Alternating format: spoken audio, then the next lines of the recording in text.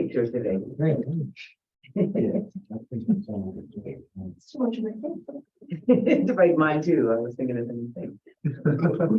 Cell phones on. Cell phones on. And mine is on. We're ready. We're ready. Good evening and welcome to the April 11th, 2023 Zoning Board of Appeals regular monthly meeting for the Village of Ossining. As we all know, this is a public hearing that is quasi judicial, and as such, I want to remind those in the building of the in-person rules as well as the rules for those using the Zoom platform. We ask that no one speaks in the audience. If you have something you need to say or discuss, we ask that you please take it outside of the room and down the hall toward the front doors. Because if you talk outside the conference room, your conversation will echo back into the room.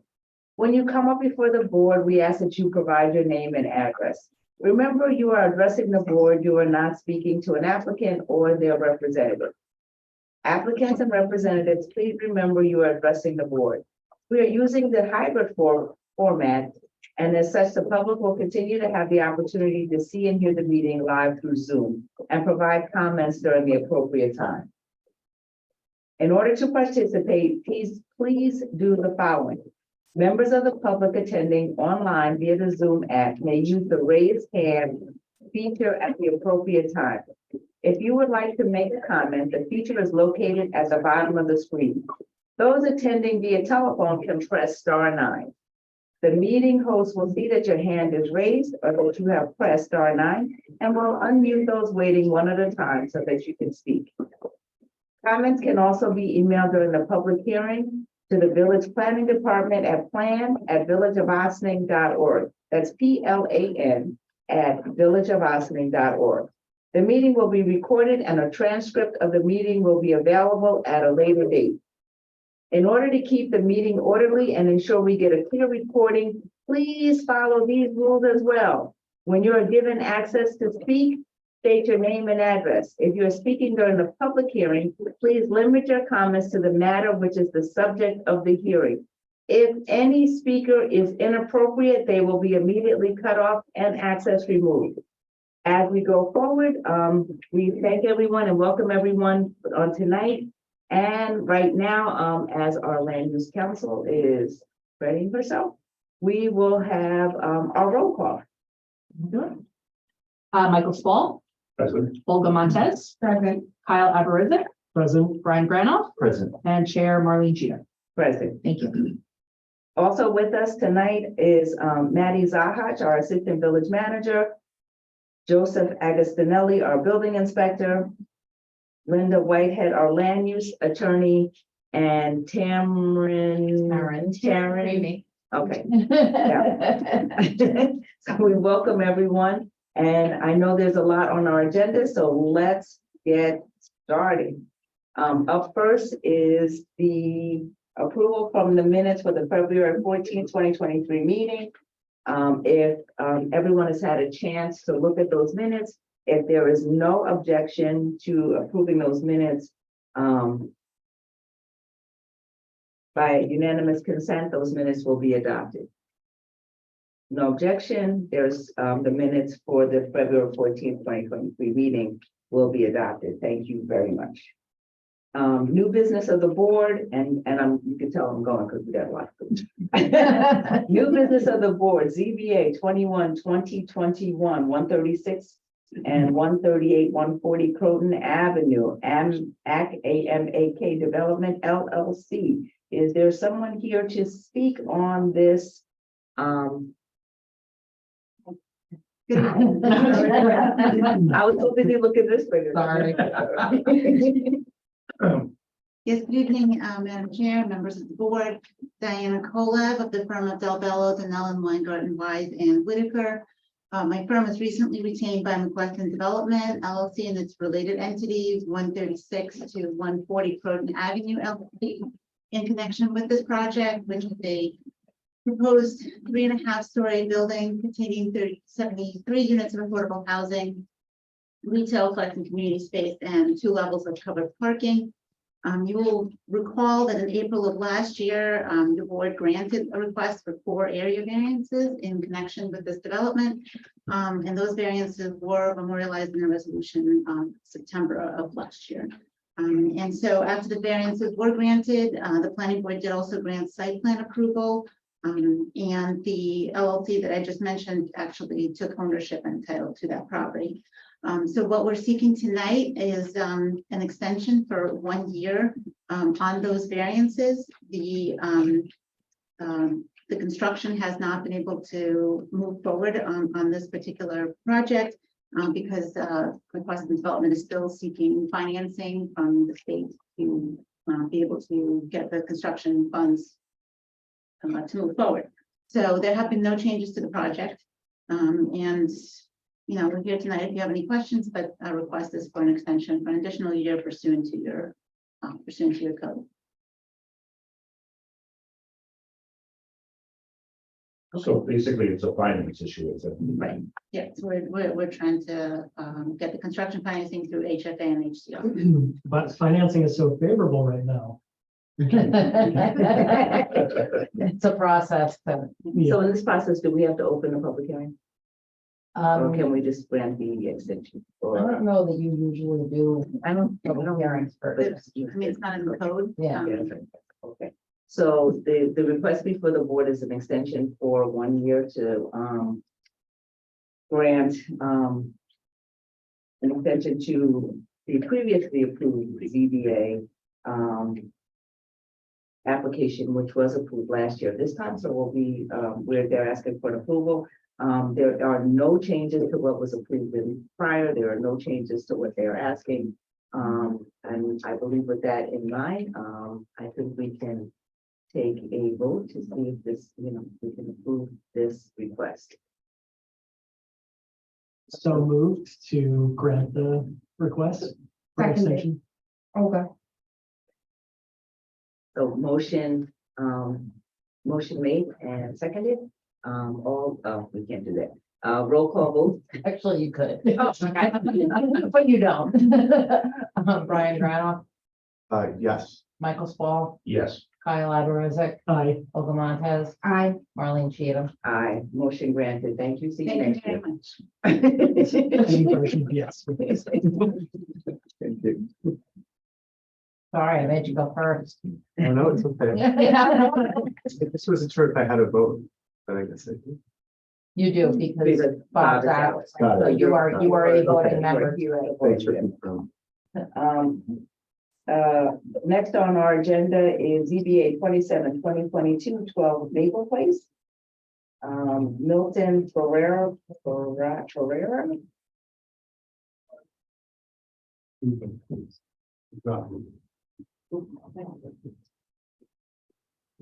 Good evening. Good evening. JB, architect for the project. Robert Corky, 11 Lakeview Road, Austin, it's running for the project. We have a project, 12 Maple, about 150 feet south of, northern sort of the intersection of Spring Street and Maple. It's currently a 3-family structure in a 2-family zoning district. There you go. And right now, there was a finished room in the attic, which went through the building department to legalize. And what we have proposed now is to convert that area in part of the 2nd floor into additional apartment. Instead of having a 3-bedroom of, instead of having a 3 units, 3 apartment units with one of them being 4 or 5 bedroom, we think that it is more workable for our client and for the zone to have 1-bedroom units in the attic when the total floor level. So that brings us to the necessity for a variance, for a use variance, because also being large in a non-conforming structure. you go back, please. This one? Nope, one more. One more. There we go. As you see, this is it's in zoning, T zone, the two-family zoning district. Most of the, values right now is go to width of the lot area, they all are SCP non-conforming. If you move a little bit to show the site plan. The site plan, you can see there's an existing three-story structure, and it has ample parking and also a garage at the rear. So as parking spaces, total, we have 10 parking spaces. So again, as the unit goes, what we're trying to do is connect the second floor to the top floor, so that the third unit will be part on the second floor, and the fourth unit be third floor and second floor. So instead of having one large 2,000 square feet unit, we have two units. One is 1,300, one is 946 square feet.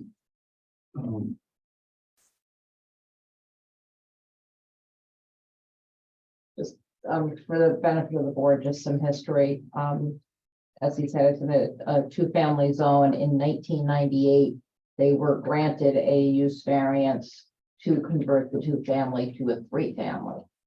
So they're now requesting an additional to make it a four-family. I have a couple of questions. One, the third floor unit, was there a means of egress that doesn't come back into the apartment to get out? Yes, there will be a window. And it's a peculiar thing with the code truck where you can have, because we have lower roof, so you can actually access from the window, you can come to a lower roof. That's code compliance. It's also a sprinkling space. The sprinklers installed in space. Secondly, I did not see in your information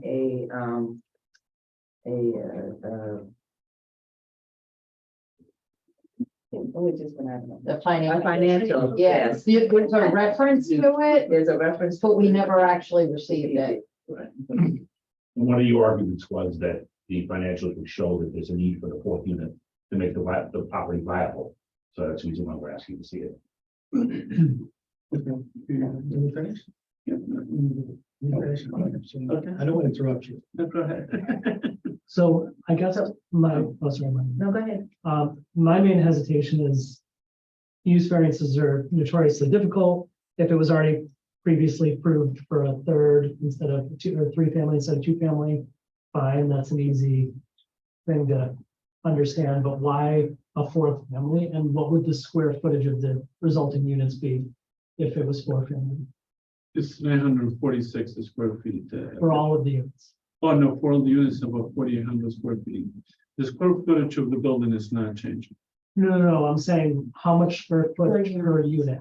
Oh, we have a unit that's 946, the other one is 1,135, so they're all large units. There's not, the only unit to be less than 1,000 square feet to be the one that's one bedroom.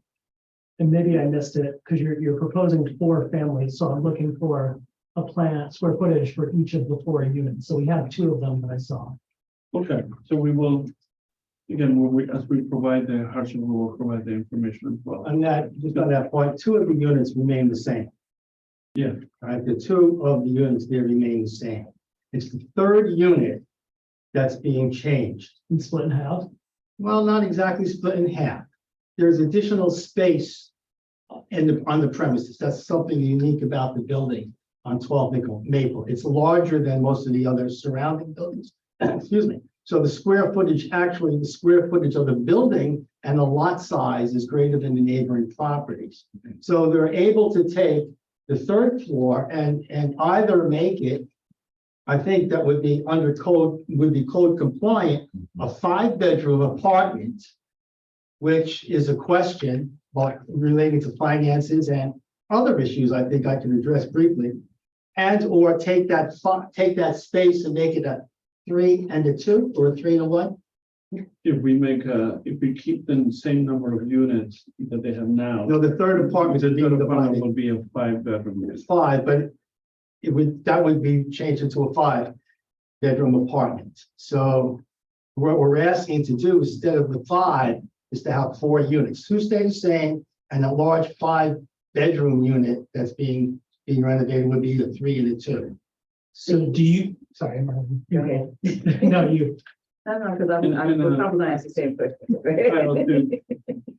For the building department, when we're dealing with George Tonelli, we did provide a key plan with all the square footage that will be provided to you, was not part of, this was in JB, JB, I don't think you can hear me. The question would be, is the 4 apartments, even though only 2 of them are gonna be altered, are the 2 existing apartments meeting the minimum livable space?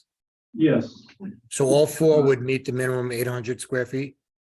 yes, we have apartment 1 is 1143 square feet. Apartment 2 is 1538 square feet. And I can provide the habitable space Well, the that. habitable space doesn't apply in the T zone, it's only livable. But the question is, so the current, right, what you're splitting up is the third apartment, per se, the upstairs apartment. How many square feet is that now? It's 2,181 square feet. So you're basically splitting that essentially in half to make a 4th unit. Yes, Okay. Now, I wasn't sure if you were actually adding square footage from something that's not right now livable space. no. It's only the space. That last number that you gave for the third apartment, does that include the attic? Yes, Is the attic counted as livable space So, before the That's- variance? well, If you can make an attic, No, I mean, right now, space. before they start the changes. No, Is- right now, Is the they attic would, currently part of the number that they're talking about splitting? no, right now, what it is one of the units was constructed and there was a violation issued. And that's why they're seeking right now to try to legalize that 4th unit. This is not something, you can correct me if I'm wrong, JB, they're not proposing to build this. I believe it's right now operating as a 4-family. I'm not sure if it's operating as a 4-family right now, because I think they had the violation, they had to stop that, so I think right now it's empty. Right, so But it was operating as. So was the top floor legally improved? Or was the top floor attic Attic. not habitable space prior to this? That I would have. what to- I believe is that it was constructed at some point and now they're trying to go through the process of legalization. So there was no permits to use that top floor as habitable space. As far as I know, I don't believe so. But So I does do that go think back- there was, I'm sorry, but just to clarify with that comment that I believe that conversion of the third floor into livable space was done prior to the Paredes ownership. But it doesn't matter if Right, it no, wasn't but I- done with permits. Yeah. right. Yeah. So I guess the question that I would have is that when the original use variance for the third apartment was granted, what was it granted for? So that we have some idea of, like, was it for the second and third floor? Or was it, granted for the top floor and the attic? Like, Well, definitely wasn't all the top floor because it's on the second floor. The third unit is mostly on the second floor today. today, right? So, and what Joe is indicating is he believes, and he can go back and double check this. But we believe that the third floor did not have permits as habitable space. And that the owner started making improvements on the third floor, and that's when the violation was issued. Yeah, whether that be the current owner or the previous owner, somebody decided on that top floor to convert that into livable space. There's no record of that, of any of that being permitted to be done. I believe when they granted the variance for 3-family, I'm sure that wasn't to create a 2,000 square foot apartment. That got extended at some point. And we will provide you pictures because the third floor, it is the large space. But it's not a legal space. It's not a legal thing. No, Understanding that- it's not a constricted, it's a habitable, it's a large space. That's, But understanding from our perspective that a use variance has very strict criteria, so we're Right. looking at this from, where we're sitting and asking those questions because we have to be able to right, to look at a variance that was already granted for an additional use in that building. You're asking for us to extend that into a part of the building that may or may not have been, Right. Right. listed as being habitable or used. So, This is very similar to the one we had in February, where it was another use variance for prior non-conforming use, but they wanted to go above and beyond that. And my first question is this your first commercial property you've ever purchased or maintained? He's not. he's not the owner. no, it is. They're not the owner. Yeah, That is the owner here? yes, You'd like to ask him? Yes. Because harm self-created. If this is not your first commercial property, I would find it very hard to believe that you purchased it without knowing that it had issues, because one of the first things you do in due diligence with any property is look at those records. So, is this the only property you've ever bought? Yes, Okay, so if we do a check, there's no properties you've ever owned or managed before? no, I mean, my mother put her house. She had a house on Broad Avenue, 46 Broad, Okay, that she put under my name, but I didn't own it, she owned it. But it is full, I mean, hmm, okay. I don't own it. I think it might be worthwhile to just so to make sure that they present proper financials. It's been admitted here to go through what should be in those, Yeah, Yes, so so, they, but, Mr. Corky, Yes, has not presented his Okay. his part of Okay. it, so. if you Gotcha. want to- thank you. And again, I think there's additional information that needs to actually be submitted to this board. Not going to be making a decision tonight. You do have a long agenda. And So- I was getting your bells on my. I was just gonna say that. We can let him speak, but let's not. Yeah. I don't have my own advocate here. Not usual. Because Mr. Corky is gonna come real quick. He's gonna say what he's gonna say. That's right. Right? Yeah. Okay. Ms. Burns purchased this building from the village of Austin at a tax foreclosure sale. As to your question, I don't know if you've been involved with tax foreclosure sales. You don't get a heck of a lot of information. You look, you kick the tires and you say, well, this makes sense. And 99% of the time, it's a project that demands a lot of work. Because if it were in great shape, guess what? It wouldn't be in foreclosure. They would have sold it and paid their loans. And the tax collector would have not had the opportunity to go out and take title to the property. So he bought this property then with the purpose of, as he's explained to me, he can speak for himself, make an investment that would be available to him. That was in 97, that was 26 years ago. That it would be available to him and invest in for his own retirement, he and his wife, that they own something. And that's the extent of his investment acumen. Whether it was a good investment or not is to be seen. So he purchased it in 97. Yeah, So he was the owner when the prior use variance was obtained. But the pain. I don't know exactly what happened with that prior use variance and who applied for it. I'd rather have to see the record. I did apply. You did. I So did you apply for a variance Okay, because when I bought it from the town, they gave it to me as a two-family house. And we were talking to the contractor and everything, and then the money wasn't gonna be there. I was investing so much money because the house didn't have no CO, nothing. I had to redone the whole house. And what happened is the money wasn't gonna be there. So that's when we went for variance and we got the basement apartment approved. That was the third apartment. So you said it was a two-family, When I got it When from you the got town, in the Ocean, Okay. Yeah. and it That's- didn't have no CO or nothing. okay, I went to see the building inspector, the first thing he told me was, yeah, the architect put it down on paper and then come back and see me. So just to, we can't vote on it today because we don't have all the information, but that's a kind of an issue. Because you bought it as a two-family, knew it was two-family, did a third bedroom, got a variance for that third bedroom, right, Third third unit. family, third unit, now you want to add a fourth unit, you can't claim self-created hardship on this. So financially, there's gonna have to be a pretty compelling reason why because legally, we can't vote yes. And I don't know if that's correct, but it's a consideration. Well, I'll read it to you. So You have It's great actually discretion. on a use variance, it's more than a It's consideration. more than One of the factors to be Not, considered. not an area variance, it's not determinative on a use we, variance. and so I'm trying to give you a leg up. I got it. I'm your financials. The minimum you can rent it out for is section 8. If any of your rents fall below section 8, those are not valid because that's the minimum you can legally get. So just make sure that you take that into consideration.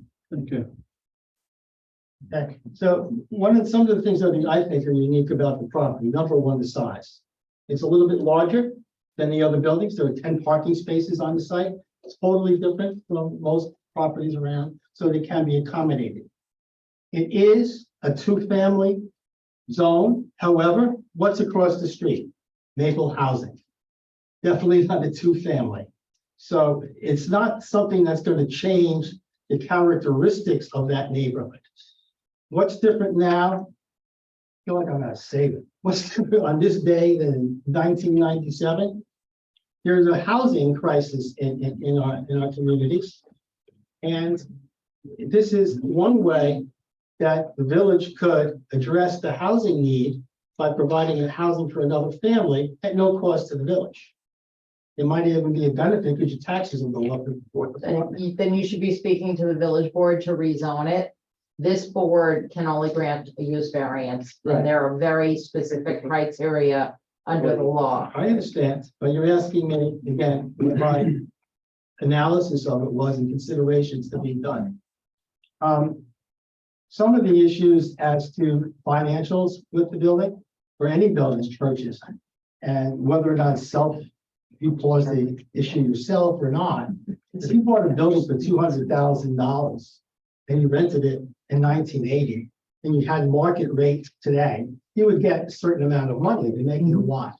If you bought that same building in 2000, the price was higher, you're changing, I understand. and now it's Okay, but- 220. Is that a self-created hardship by investing today and getting the rents that aren't coming more? Is that actually a self-invested, created hardship? Or is that just the That's circumstance? for us to Yeah, talk about, but again, the crux of what we're really gonna need are the financials. Okay, So we we can do that. really need to see that. So, at this point in time, I know tonight we can't really make any decisions. But, I'd like to be able to kind of move the process along. So, I'd like to open up the, public hearings. And one more thing, I'll just briefly, I just got this email, I thought it was sent to the board last week by a realtor in Ossining, Mr. Greg Kane. He's been around for a long time. And the question was the viability of a 5-bedroom apartment in Ossining. What's the demand? What's the usage for it? He said he's been a licensed real estate broker since 1990, primarily in Ossining. He's at 95 Croton Avenue. The demand for 1 and 2 bedroom apartments in the village has outpaced need for 5-bedroom apartments. And he has provided a breakdown of statistics. I'll provide that to the board. There's been no activity for 4-bedroom and 5-bedroom apartments during this period. I reviewed the subject, he goes into that. There's a 4th apartment to the subject property would not only benefit the owner, but those seeking affordable housing in the greater Ossining community too. And I think that's a reasonable We'd love to position be for able a to broker. read. That's actually not, the law says you have to show that the property cannot yield a reasonable return for any permitted use. So it's not about determining whether a 5-bedroom apartment is practical. It's about a 3-family versus a 4-family.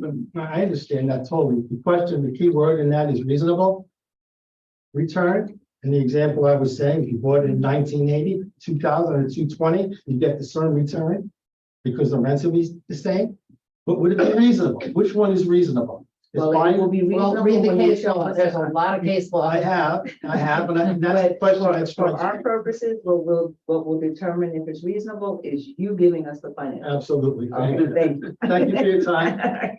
So with that being said, is there, and, I'd like to, Open it up to the. yeah, I will. Yeah.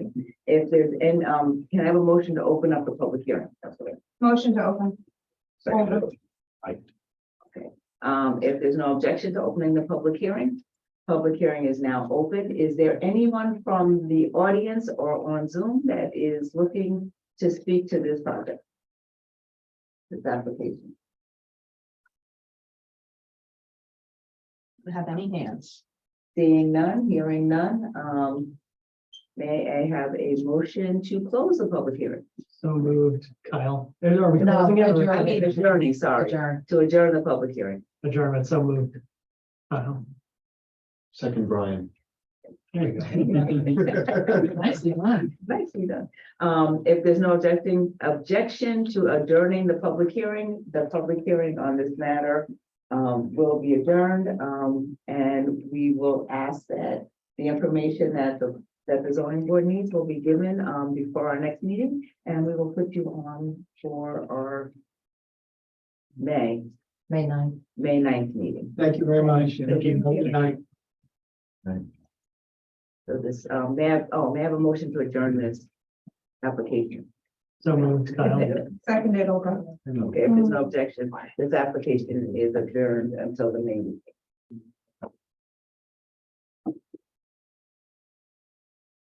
Okay, next up is ZBA 02-2023, 171 North Highland Avenue. Good evening, Sarah Lipnick for the applicant for Williams Miller Group. We're here for an area variance of the canopy sign along with, or an area variance for a 3-foot variance in addition to illumination of the canopy sign.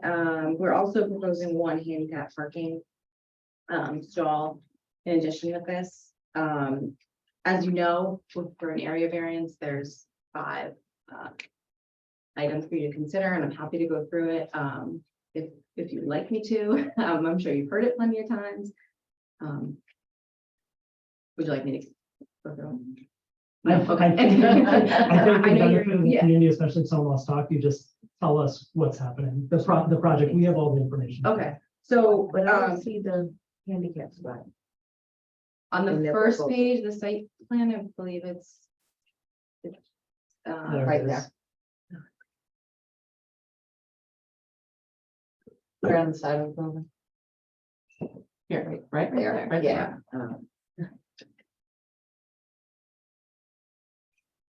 So, the canopy sign is currently installed. I'm not gonna say it's not, so we're here for that variance. It's currently 2 feet, or no, I'm sorry, it's 4 by 4, and your code allows for 2 feet in height and 5 feet in width. So there's 3 of them on each of the sides. Right? Is- I think there's two. Two. 2. Yeah. Okay.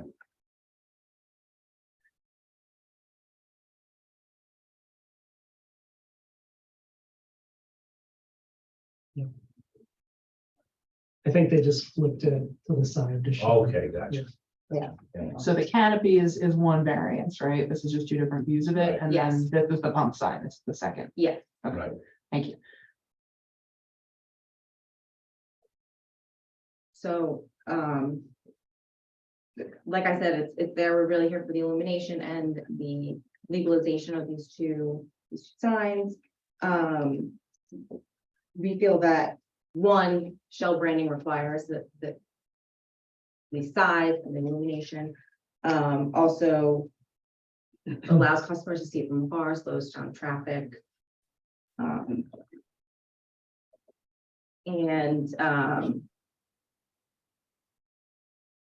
As it is there's not a substantial change, it is a commercial property. And we don't believe it will adversely affect the district. I think that what was shown on there, it's the canopy sign and the pump signs. The other sign that you showed on that plan was the freestanding sign. That's the sign that's up off the sidewalk. The pump signs are the ones that are just actually, we have on our law, it shows a sign. Yeah, that sign, correct. This one. One are you showing there on the You're side? talking about the pump signs? No, that's the free. Right, I know, the pump signs are down below, I think. Yeah, that's 16 feet, 8 inches off the ground. That's a freestanding sign.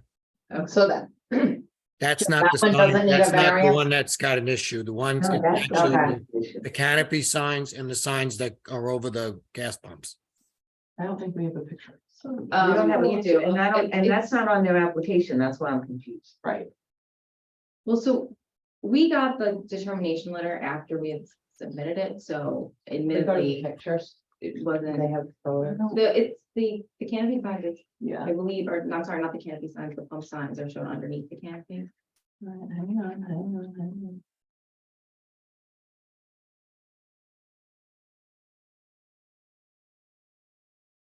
Gotta be a magician to keep up with this. Okay.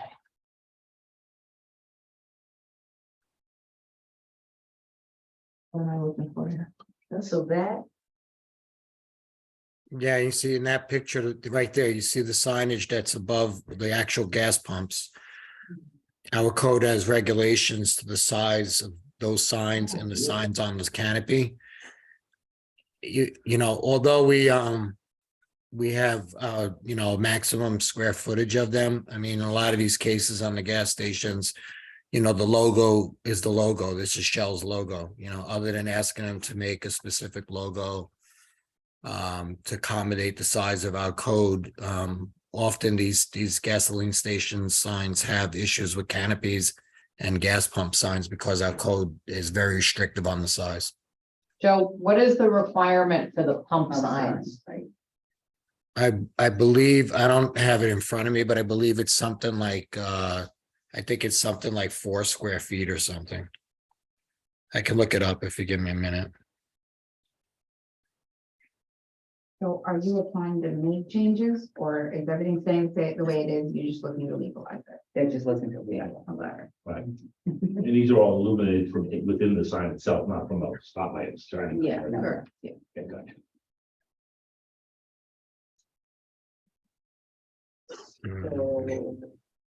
What? All right. 30. Yeah.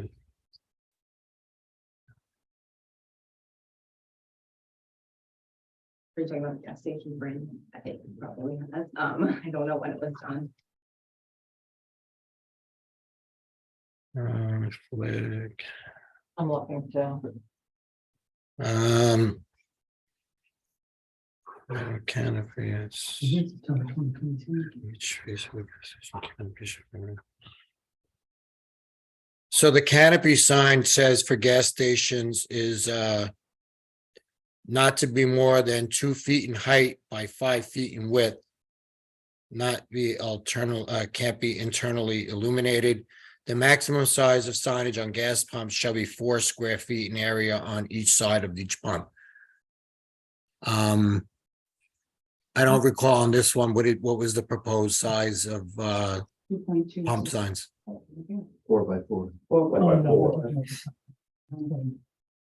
The 4 by, the canopies, we know they're 4 by 4, the requirement is 2 by 5. Right, So, and then it it's where says, the shell has them square, not rectangular, Yeah. right, it's a. Like, and the maximum size on signage on gas pumps shall be 4 square feet in area on each side.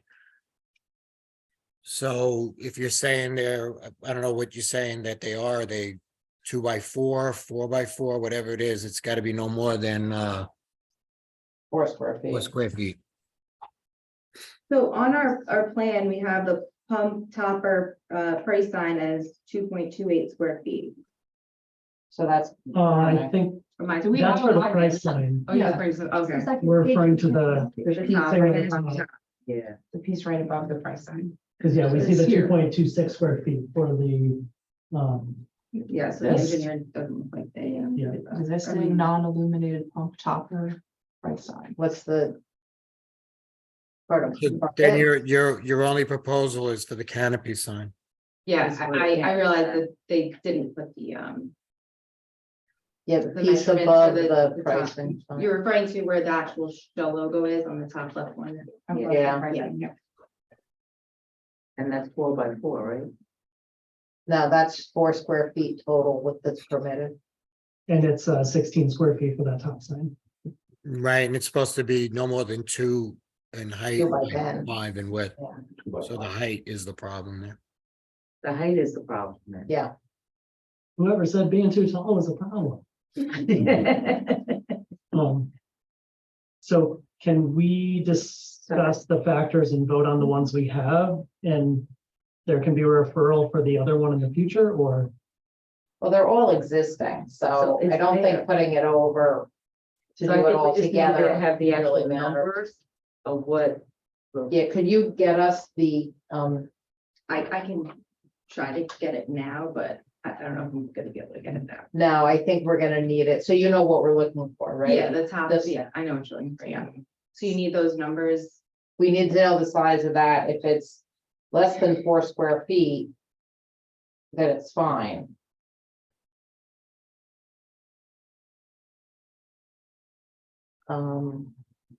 So I'm Did you fill out a zoning worksheet on this? Yeah, but I think they did the wrong, They did the others. Yeah, we had that's the what I free was sign. saying, that the other sign was done, but I didn't remember seeing this canopy sign. so- Yeah, it was really canopy sign. seems that there might have been some confusion.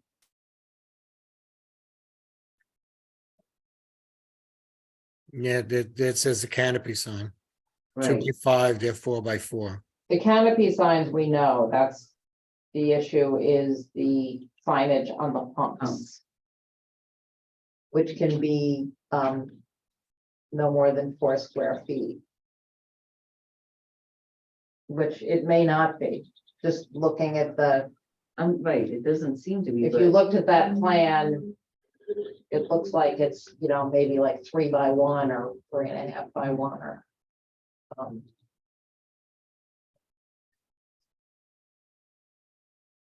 So that's 2. Now- Yeah, I mean, it looks Well, I like, know, but if this is 4x4, that's. no, that looks like on the pumps, it's saying it's 2 feet, 1 inch by 1 foot, 1 inch, which is gonna be under the. No, floor. that's for the Pricing sign, The That's pricing pricing sign. Oh, okay, I get you, I got it, okay. but it looks like it's still gonna be under 4. It because- still looks like it's gonna. It looks like it's about 4 by 1, which is 4 Right. square feet. Yeah, Yeah, So we could go ahead then with the variant, what we know is needed for the canopy sign. And if you could just get the building inspector confirmation of the other, because then they may not come back. Okay, all right. so with that being said. Sorry. That's okay. I think with that being said, I think we are all on the same wavelength, that, if there are any questions from the board, then I would like to entertain a motion to open the public hearing. so moved, Kyle. Seconded, Mike. And if there's no objection to opening the public hearing, then your public hearing will now be open.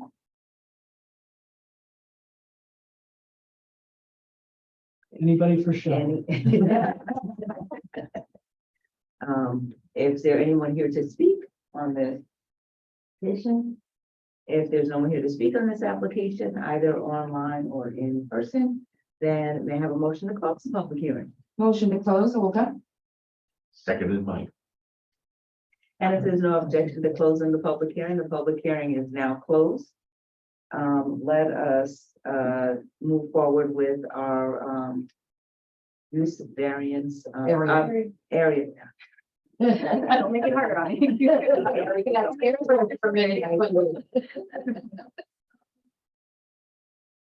May I have a motion to So moved, Olga. thank you. This is a motion to, Close the public hearing. Close did that we already. close the Yeah. public hearing to Do you want to go through the factors? factors, Yeah. right? Okay. So moved, Olga, second What are Kyle. you moving? I don't know. yeah, I that's, don't think we need to make them. So let Okay, us, so we'll take you, Karen, you want to do it? I can do it. So the first factor to consider is whether The requested variance would cause an undesirable change in the character of the neighborhood or cause a detriment to nearby properties. I'm gonna say no. And I'm gonna say no as well. Actually, I drove down that way and it's like every other shell sign that I've ever seen in my life. It just, it fits in, it's fine. I'm gonna say no due to how long it's been there. It's hard to discern how it would have impacted had we been approving this from the get-go. I drive by it every day. There's nothing notable that I could be like, oh, that's distracting. It's just there, it's Lynn. Actually, I think the shell sign is the smaller sign out of all the shit. Oh, See the TV sign before I see the show. Okay, so the second factor is whether the benefit sought by the applicant can be achieved by a feasible alternative to the variance. Yes, but it's not determinative because it's their logo. It's something that. you Well, know, that's where it gets into the feasible. Yeah, Is it feasible for them if this is their standard? I would Is say there no, standard because I looked up Shell's logo branding guidelines, and that's what they asked for, so that's a no. Unless you want a legal battle with Shell. Right. No, I'm not Shell, so I don't make them, nor is my client. I agree with that. So the third factor is whether the requested variance is substantial. No. No. That was. And the fourth is whether the variance would have an adverse impact on the physical or environmental conditions in the neighborhood. Again, I'm gonna say no. No. I'm gonna say no to the signage. We're not here about the gas tanks, so. And No then- to the signage. Yeah. Yes. And then the last factor is whether the alleged difficulty is self-created. Only if we say that Shell has that's their, Yeah, that's what causes it. you know, that's what causes it, yeah. But it's not. It's not. So since we have gone through the 5 factors, Yeah, so those are the factors. Sorry. we can go through a roll call vote. Need a motion? Oh, I need a motion. Now you need a Now I motion. need a motion. So moved, Olga. To approve. To approve in accordance with the discussion. Second, Kyle. Now we can go for a roll call vote. What should I do this? Brian Granoff, I vote yes. Michael Swall, I vote yes. Kyle Aberrizic, Aye. Olga Montez, Aye. Marlene. Aye, with one caveat that you make sure that the other Oh, got signage is Yes. taken care of and that. So that is for the canopy signs. No, for the, The canopy. Yeah, signs. the The variance is for the canopy signs. So if you need a correct drawing then. You need to just provide a drawing to the building inspector for the pump signs. Right. Right. Okay. Your approval. And if they exceed 4 square feet, you'll have to come back for those. Yeah, so, but for the canopy signs, motion carried. If there's anything with the other signs, then we'll see you again. okay, all right, thank you. Thank Good you so evening. much. Have a good night. We're up to ZBA 03-2023, 44 Narragansett Avenue. I think that's what it is.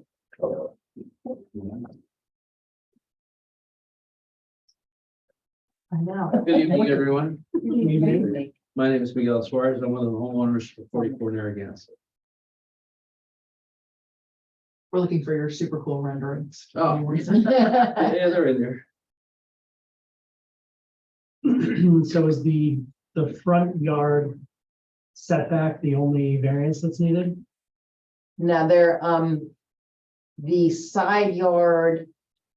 Is it the? Side is existing non-conforming and it's now an open porch and they're enclosing it. So it's considered an increase in the non-conformity. Got it. It This just is the didn't house show that on right this. now. It didn't show that on the zoning worksheet. Because it's existing and staying the same. Okay. This is the This existing is house. now. Access to. I just think the renderings are super cool. Doesn't that look like a photograph? Yeah.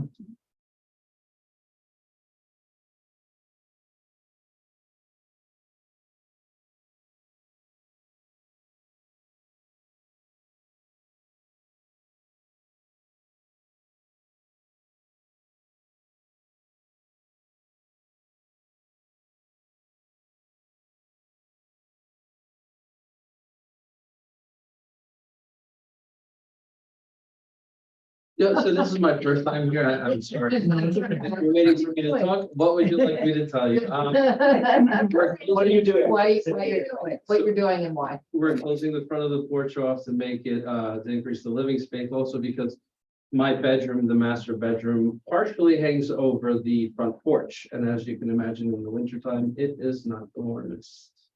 So we are enclosing the porch to gain more livable space, but also to keep the house a little warmer. That's about it. I believe that this was actually, So we decided to shift the stairs over to the right. The small room off to the right is currently a 3 seasons room. Because that portion of the home is also, it's heated, but it's exposed underneath as well as a crawl space. That room is practically unusable throughout the winter as well. So where the stairs are now in that rendering. In the rendering. So that portion right there is the 3 seasons room. We're moving it over to that side. The reason being that they're going to be doing a full foundation. The porch was set down on some timbers back in 1925 when it was built. So there's no foundation. They'll be putting in a full foundation underneath it to support it, and we'll be increasing the space by, I think it's like 100 square feet. That's it. But we're not really changing the footprint of the home whatsoever. So per the drawing, it looks like the only reason that you even need to be here is because your stairs take you 4 feet into the. I guess. And increasing the non-conformity of the side yard because of enclosing what's now an open porch. Got it. right, that's why I said, I believe what it was made is public notices for 2 variances, 1 for front yard, 1 for side yard. Correct. It's just the worksheet is not showing the side yard on it, but I'm sure it's been advertised as a variance for 2 items. Yeah. Side yard and front yard. That's what's on the agenda. Yep.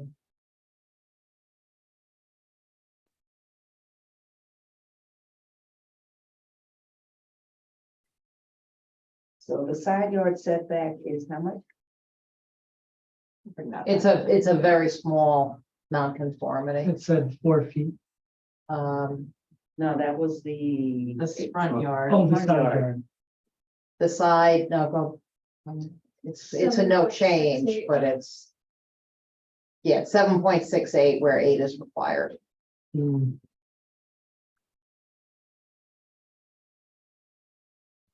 The reason why they're doing that is because, as the homeowner indicated, that they're gonna rebuild a new foundation. It's basically a new structure.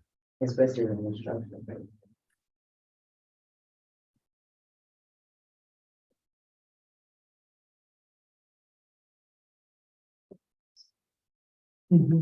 Yeah, this is.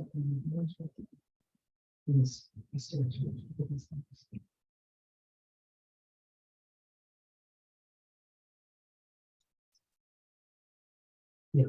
Yeah, that's actually what it is. So does it make sense to give at least a 1 foot side yard?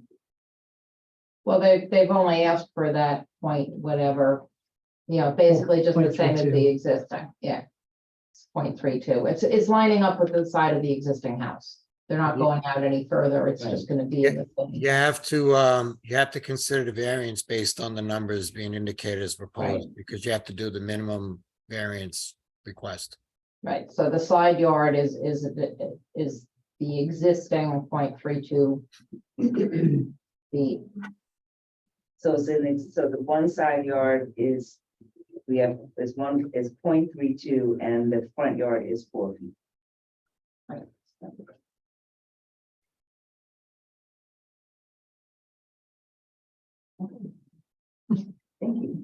Sure. I think that was it for your part. We have to do. Yeah. No, too far though, we may have to. I'll be right here. Does anyone on the board have any questions? We've seen these a lot. No, okay, may I have a motion to open the public hearing?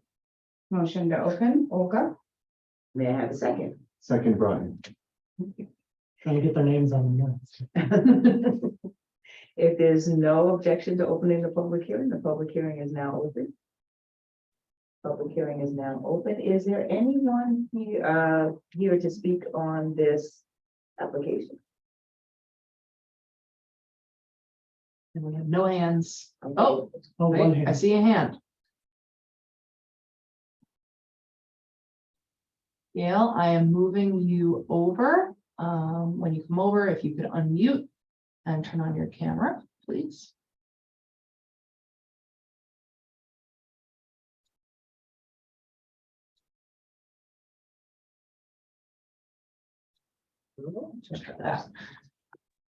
There, can you hear me now?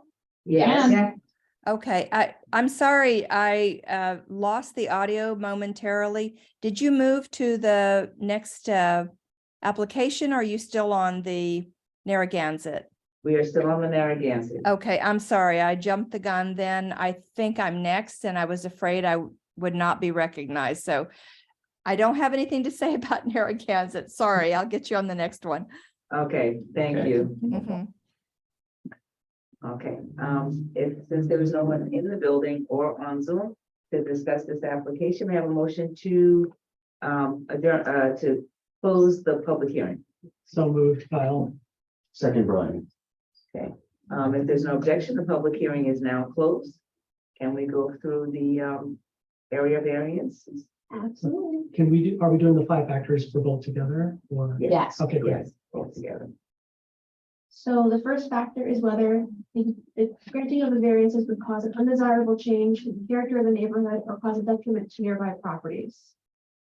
I'm gonna say no, based on the pictures of at least 4 similar structures that had enclosed porches.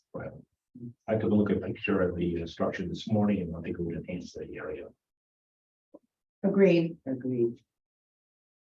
And the second factor is whether the benefit sought by the applicant can be achieved by a feasible alternative other than a variance.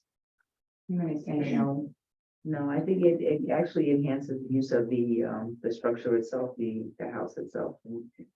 Gives better use of the property. And it's an existing Existing. non-conformity. Especially for the side yards. Okay.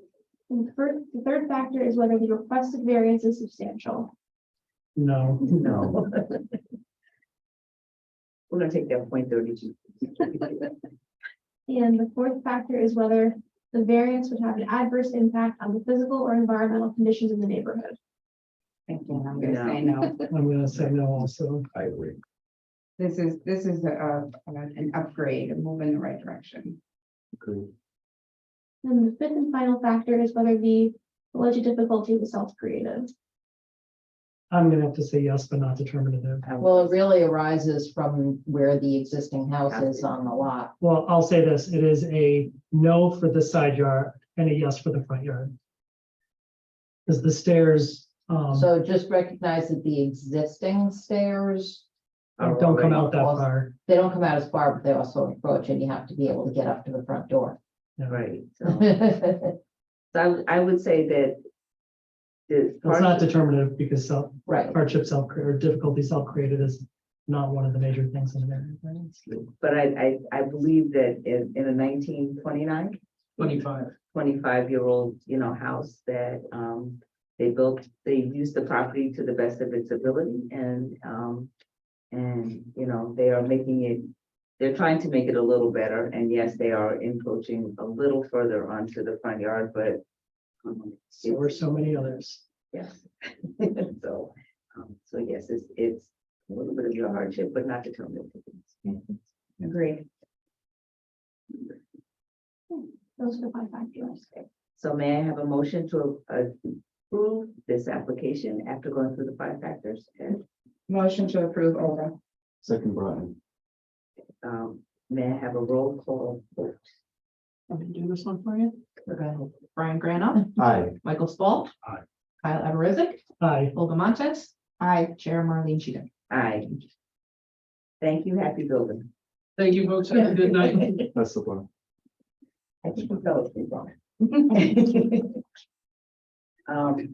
Next on our agenda is ZBA 04-2023, 43 Ann Street. Olivia Ortiz Garcia. I know I remember that. Oh, Actually, JP, you're no. right. You see a lot. I'm surprised you're not on the board, JP. No. And I do believe that there was somebody in the audience. I think Gail is for the next one. Gail is for 31 Clinton. Oh, So I think she was a little early. Is, Put her hand down. Yeah, I'm gonna put your hand down, sorry. well, this project is, representing Mr. Ortiz, and you're doing a, one bedroom addition at the second floor level of the rear of the property. 43N is a, one family residence and a two family zone. And it is, very, it's a non-conforming lot, it's a very small lot, it's 25 by 80. Go to the next one. The addition is at the rear of the property, and we are going over the existing footprint. We are increasing the property by 189 square feet, the living area. If you go to A3 of this. Yeah, A3 shows the first floor level, we taken part of the porch and we convert it into part of the living area, so we can have the stairs going up to the second floor. We go up to A2, seeing the sorry, keep going more. No, the other way. I'm sorry. Which Go way, down. where are we Go going? down, to the Down. next sheet. So that's that will be the addition at the rear of the second floor. Now, if you A5, you can see the existing conditions of the house. It won't change for the front, and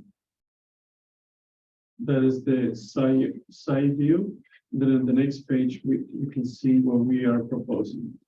Again, the front will not change. This is a new roof, and the rear, that's what we're completing the rear portion of the building.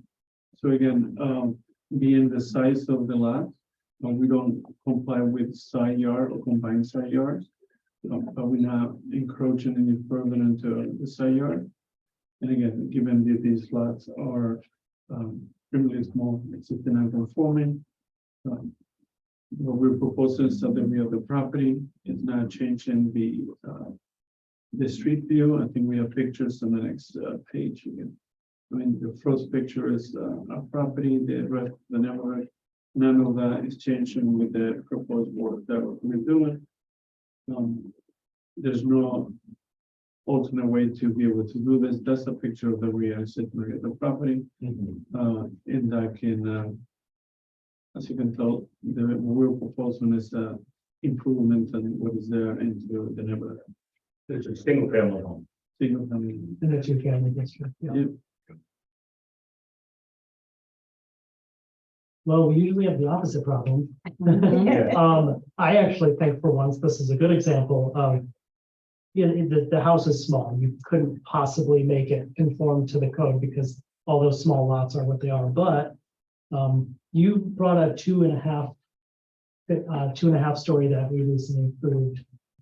You added onto the back of it, right? Yeah. This reminds me of that, except this is going to add more housing in a way that's appropriate to the zone, which is a two-family zone. So this to me seems like a good. Now, on the right side of the structure, there's a driveway. That driveway is not going to be affected by this addition. No. The addition is totally in the same, it's Okay. above the, basically we've taken the roof in the rear and. I'm just bumping it up. So it's all on existing footprint. It's just on the existing, so nothing has changed except that the height of the back roof. My area variances are easy. Sometimes. Sometimes. I'll be back.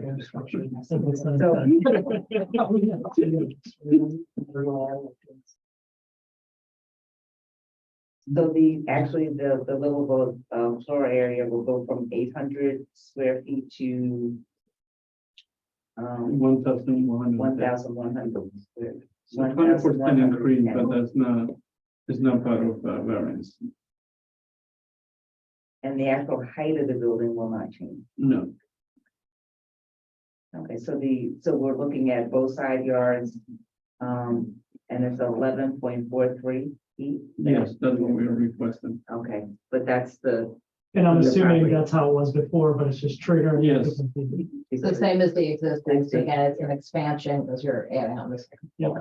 Yeah, it's two variances, one side yard and both side yards. I'm sorry, say that again, Joe? It should be, it's two variances for one side yard and I believe both side yards. For the total of both. So we're doing the total of 11.43, or we're doing, No, actually, and You have to do a one side supposed to be in this district, I believe it's 8 feet. I think we do have that. I think it's only both yards, Joe. We have 8.34. Well, the application, the description on it says seeking an area variance for side yard and both side yard. the zoning worksheet just has the both side yards. Yeah, Well, because the side yard isn't changing. Again, you're just Right. going up. But you're increasing the nonconformity, so it needs a variance. So the both side yards, the required is 20 and Mhm. provided is 8.57. So yes, you need one side yard Mm, and actually, do you need the one? So, no, right, yeah. the one side yard is, the required is 8 feet and they actually have 8.34, so they're. But they really- don't on the others. But they don't on the other side. Yeah, so that's the table is wrong. JV, what do you have on the other side? What are your two sides? I have the two sides, one is 8.34 and the other side is, What we, the other side is point. Right, So so on that one, you need a side yard setback variance. yeah, you said one side is, say that again, what was the one side? It's one is 8, if one is 8.34, the other one is 0.27. Is the difference between this, Right, so the one side doesn't have. almost 0 yard. Right, so one side doesn't meet the minimum 8 feet, so you Right. need Okay. a side yard setback for the point to whatever, and then you need a variance for the total of both. Right.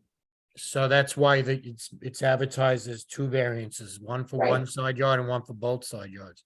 That's how it's been listed as a description request for two variances.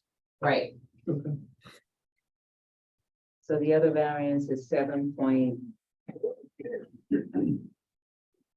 it's from 11 point whatever to 20.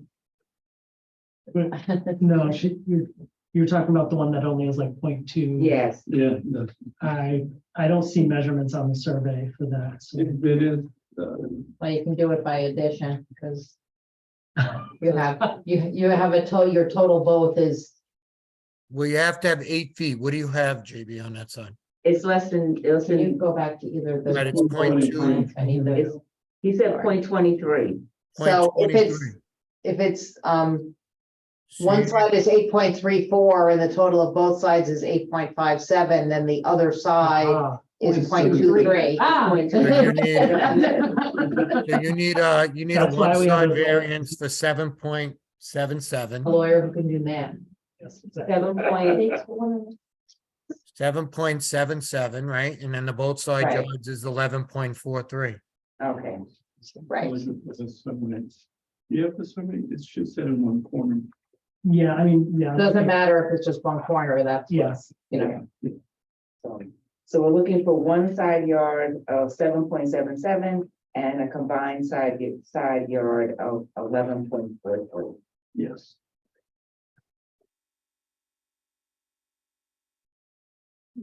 it shows.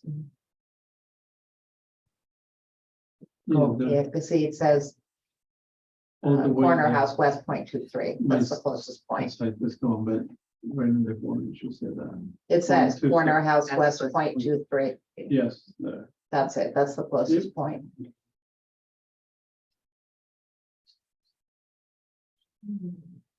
Are there any questions from the board?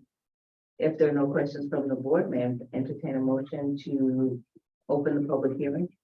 Motion to open the public hearing, Brian. Second, Kyle.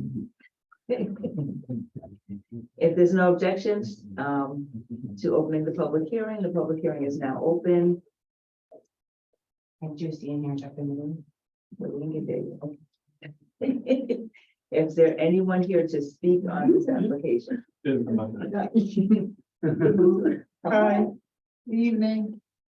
Hi, I'm Donna James and I own the property that's behind 43 Ann Street. So I'm on 42 North Malcolm Street. And I came because of the concern of it is such a small lot to make sure that it stays a one-family dwelling, to make sure it doesn't back up into my living room, to make sure that the work is done during the hours that it should be done. Because I experienced the house that's next door to 43 that we're working on the roof Easter morning. Okay, so that was like really, I almost went outside, but I was good because of the resurrection. She was going to rest. So I just want to say that, I'm all for that because my parents owned that home since July 1972. I came back and purchased that home in 2001. So I'm emotionally attached to the property. I do have one of the larger lots behind that. So my main concern is that this house stays a one-family dwelling. And it does not do like the house 2 doors down that went from a one-family dwelling into like a 4-family dwelling that's bigger than the church that's across the street from it. And just to make sure things are done properly, I only have one actual window that will probably kill my sunlight from my plants that way. I just want to make sure that it's done properly. I don't know when you guys are going to start this work. Or I don't know how to find out when the work will start and if I have any problems or anything. I mean, I just put up a $10,000 fence on that property, so I want to make sure that, things don't fall back on the fence. If you have questions, you can contact the building department. Okay. Okay. All right, so that's like a really, I didn't even know who owned it, so a lot of times, this is only my second time coming here, so like I'm all for improving the neighborhood. Those houses do need work and they're slowly being bought, and I'm just lucky that when my parents bought that house, I have good bones. Okay. I'm the one that I have, and so like the house that's on the other side next to the aqueduct, you can't build there, but there is a lot of construction that's starting on Ann Street, and I'm kind of concerned because at one point when they did the house on the other side, and that house actually burnt down to the ground. Yes. Came very close. I think you're familiar with that, the Smith's house. So I just want to make sure that things are done, according to code in a timely fashion, and I'm positive the building department will be able to answer any questions. You can always give them a call. well, hopefully I don't have to call them. Hopefully things are done, they're done right. They're doing the street on the entry now, so the neighborhood is improving. It is getting better, although nobody's bought the church yet. The architect has assured us that the roof line will stay the same, so. Yeah, that was something else, that the roof line It will stay the stays same. No higher. Yeah, It'll so be it's no no higher higher than than what it is, and, yeah, so that's Things fine. should be moving along. Okay, good luck and thanks. Okay. Thank you. All right. You have another hand back. Come up. Yeah, come up. Please give your name and address. Oh, I'm sorry. Another time, okay. I live at 41 Ann Street, And your name? next door, Julia Sicaria, I'm the owner. I'm just curious, I'm happy for the house being improved. And I may be doing similar things, so I'm curious about this process. I understand it's not getting higher, but it is filling out the space and blocking sun, but that's not enough for me to block this. I'm happy for the owner to be improving on it. But my question is, there's 2 variances that were being requested. The side one, is it because it's going into the small driveway space? Is that No, what it is? the village of Ossining has very specific lot size and the side yard size. So the size of your side yard needs to be, and we know, we all understand that way back when they built these houses, they built them on smaller lots. Right. But our code mandates that there should be a side yard of so many feet, depending on where you live. And it should be a front yard of so many feet, depending on where you live, and a rear yard of so many feet, depending on where you live. They were established when those. Long after this house was built. Long after this That's my house. Yeah, I put your my- house, yeah. putting an application. All the houses on this part. Yeah. You live in an older village, so that's. So really, the variances that he needs Mhm. are not he's not changing the footprint of his home, Right. but because he's changing something else, we have to So look as at the. soon as, right, as long as you're in an existing building, it doesn't affect you, but as soon as you go to build something, change something, then yes, you have to come back and get it.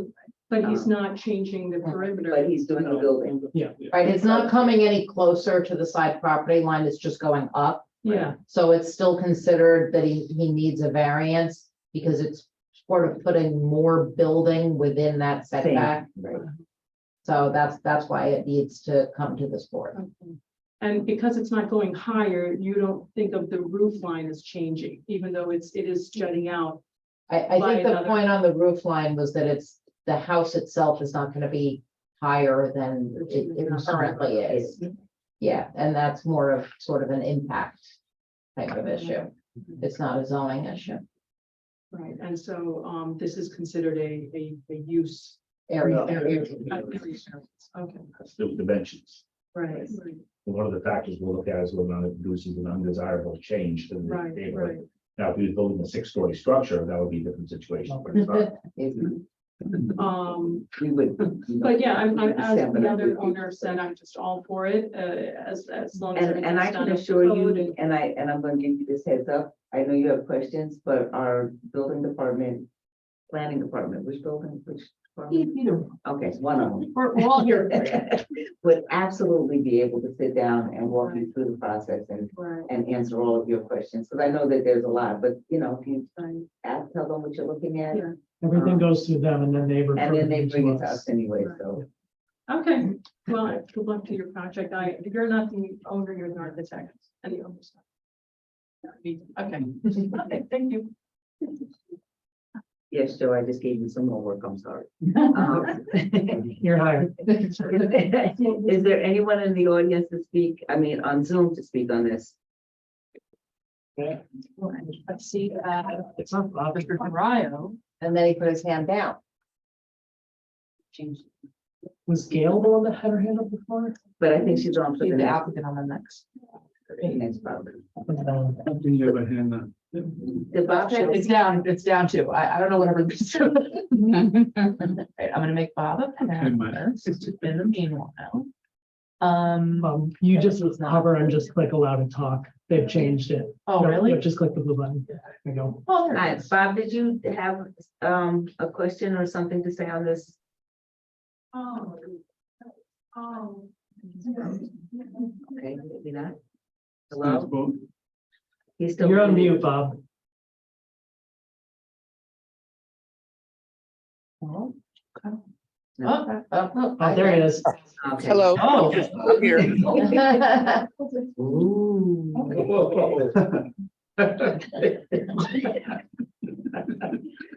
Come on, That Bob. was very messy. Some of this puppeteer stuff. All right. Okay, last call from folks in the audience. I know we had a lot of hands go up and down. So this is for the 43 Ann Street public hearing. Manage the back of your head. How do you do that? I think it's share. You just don't share, okay. Okay. Bob, did you want to speak on the 43 Ann Street project? No, not at all. I just wanted to let you know I was here. Okay. You certainly did that. If there's no one else to speak on this project, may I have a motion to close the public hearing? Motion to close the public hearing, Brian. Seconded, Olga. If there's no objection to closing the public hearing is now closed. Let us go through the area variances on this project 43 Ann Street.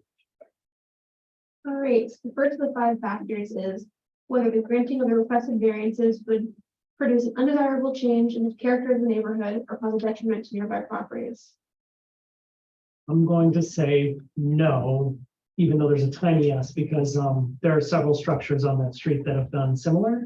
And this is common. It's also going from a single family in a 2-family zone. So I say no. I say no also. I think that they're making some improvements, and yes, the neighborhood has said that it may block their sunlight, but it's, they're also when the neighbors come out and say they're in favor of it, then Yeah, you have two of the closest neighbors. yes, that has saying said they have yes. no objection. They have no objection. Okay. The second factor is whether the benefit sought by the applicant can be achieved by a feasible alternative to the requested variances. Definitely not. No, not at all. No, not at this. They could dig down, but we won't. No, the bill of 5 foot. The third factor is whether the requested variances are substantial. Well, kind of yes, because What is it, the east side or is it the west corner? the one, One corner, yes, but it's pre-existing, he's not changing it. So it's not determinative for me. Yeah, I mean, it's staying within the footprint. It's not going any higher or you're not going wider or longer. I was looking at the 11-foot. Yeah, oh, right, that was it. She's got it. She's very quiet. It's numerically substantial, but not in terms of impact. Okay. And I would agree. We're gonna take what. Water that. She didn't say it, so we think. I'm letting. Let me write that down. It's numerically. It's numerical. Medical impact. It's numerically substantial. significant, substantial, but not on impact, not substantial impact. You remember that for the next time, Carl. So the fourth factor is whether the requested variances would have an adverse impact on the physical or environmental conditions in the neighborhood. The answer to that would be no. The footprint of the lot size will remain the same, and the only real change will be to the roof line, which Is beyond that. is really matching the front of the house, so that. Okay, and the fifth and final factor is whether the applicant's difficulty was self-created. No, No. No, small house. Well, it was here. those properties are teeny tiny. They are tiny. Can't change that. Not your fault. Okay, we have gone through the 5 factors. It seems like we have approved this application. So may I have a motion to approve? Motion to approve. Brian. Second, Kyle. Roll call. Brian Granoff, Aye. Michael Stahl. Aye. Kyle Abarizik, Aye. Olga Montez, Hi. Chair Marlene Cheatham. Aye.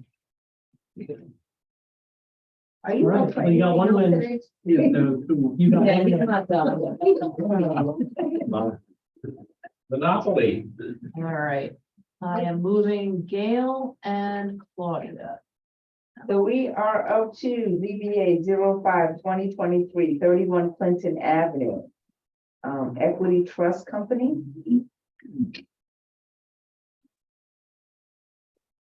Gail and Claudia, if you could turn on your cameras, and it looks like you're both not on mute. No, you are both on mute. I'm not on, I shouldn't be on mute. Oh, we can hear you, Gail. Okay. Me too. Claudia was going to present. Okay. Yes. Claudia, you're Can up. you hear me? Yes, ma'am. Okay, great. Okay, I didn't know if the camera was going to be on or just, but no. So my name is Claudia Muras. I'm the architect for the owner of the single family house. And we are today in front of you, of the board, to ask for a variance for one side yard. So what happened is basically we are going to be rebuilding the rear deck, and we were just going to reconstruct of the same footprint.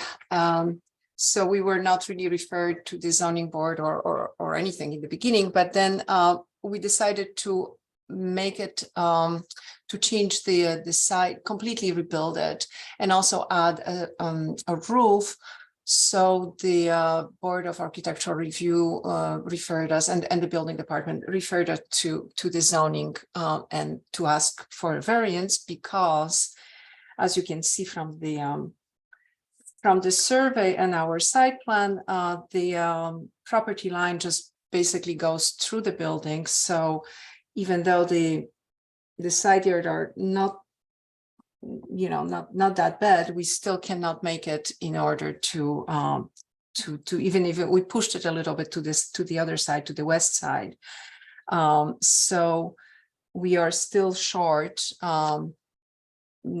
for the required 8-foot variance. So we are requesting the board for an approval of 2.38 feet, so that we can go ahead and build the structure. I mean, rebuild the existing deck. That's all. That's all I wanted to say. Thank you. Maddie, can you go back to that picture of the house itself? Absolutely. The photo? Yeah.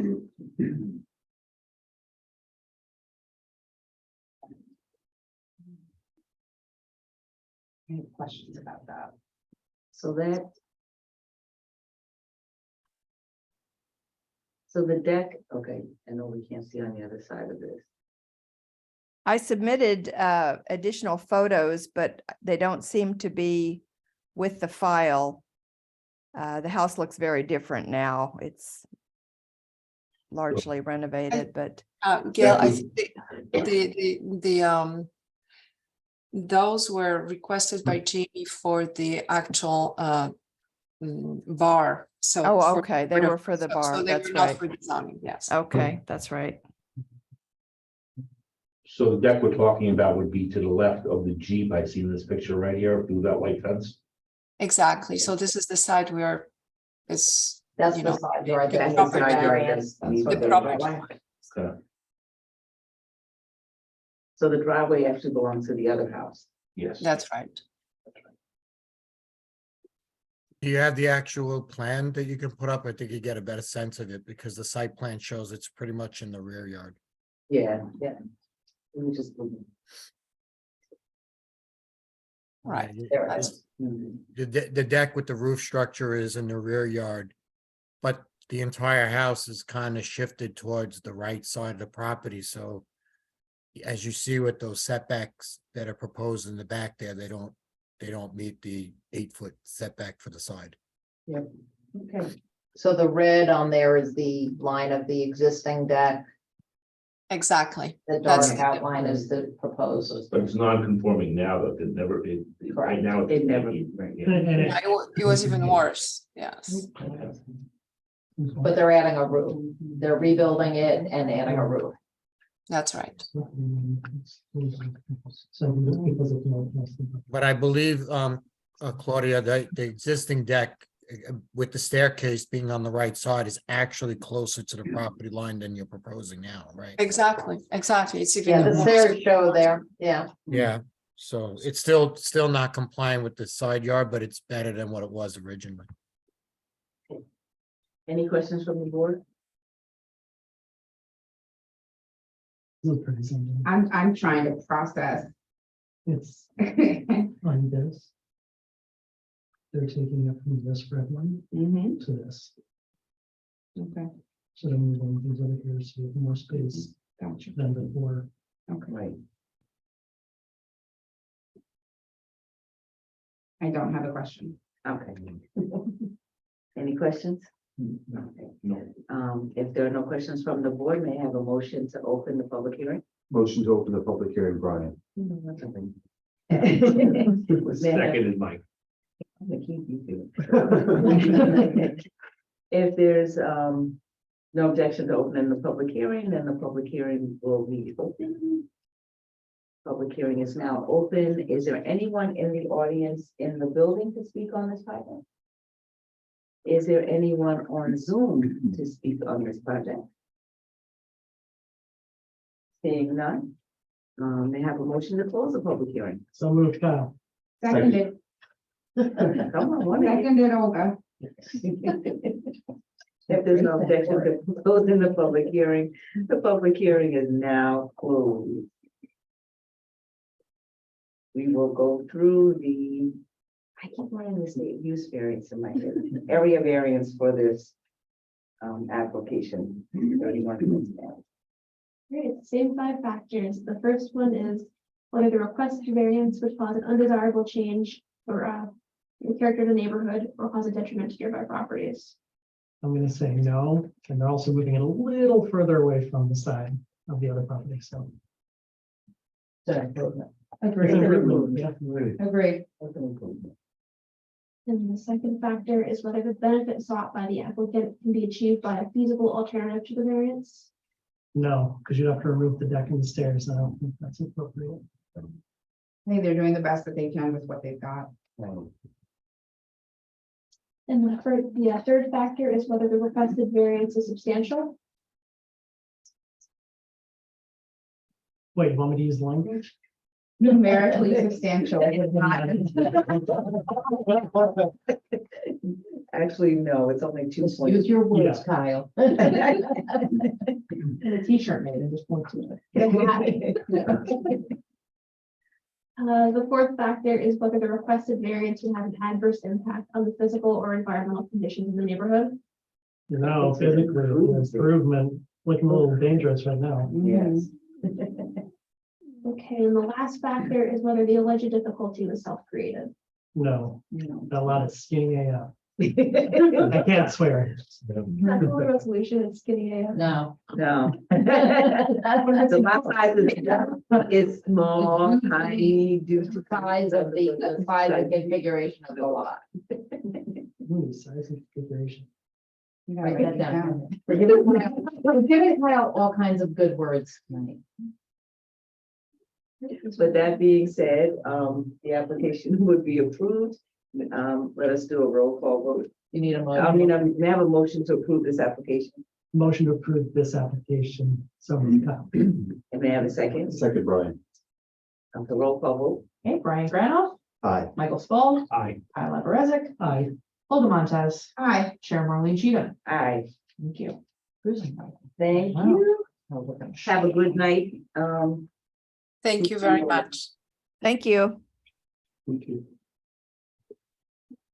We are up to, are we at the Sherman Place? We are. ZBA 06-2023, 3 Sherman Place. The applicant is seeking an area variance for front and rear yard setbacks. That sounds very familiar. Hello, how you doing? I am John Weaver from New York Stucco, who represents Sherman Place Development.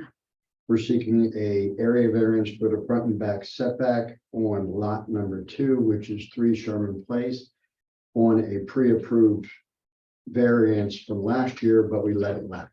So we're back seeking another variance. Nothing has changed since that time. So to the board and you know, Linda can back up, they did get an area variance approval last year. That is correct. January 11th. January of last year, but they did not start or do any work to start that process. Or So- request an extension. Or request an extension.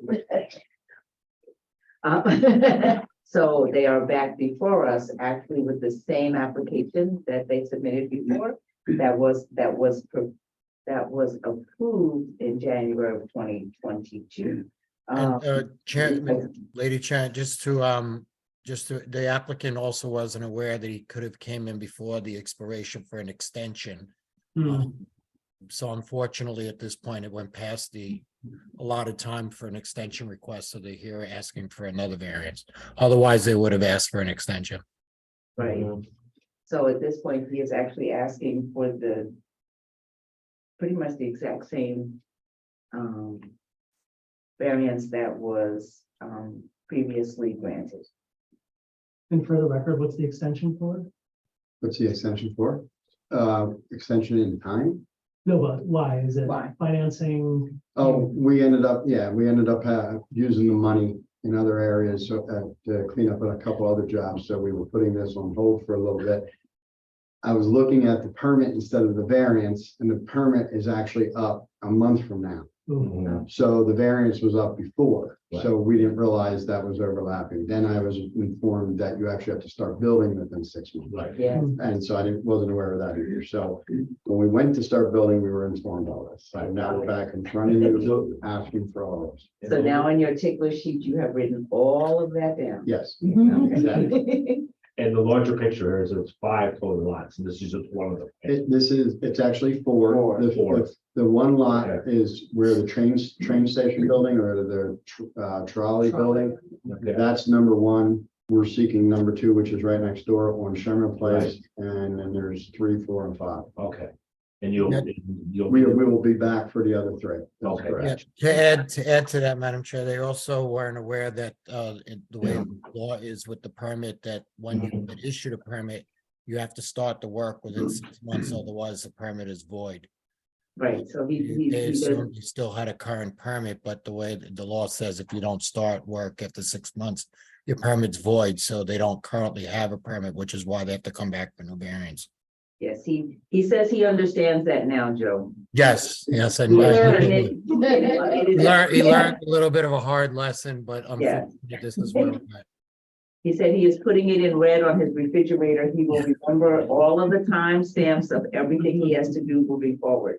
Right. So if he doesn't do anything else, I promise you, I guess if he starts this, he will get his Berlin permit and put a shovel in the ground. Sure, once he gets his variance and his new permit, he'll be ready to go.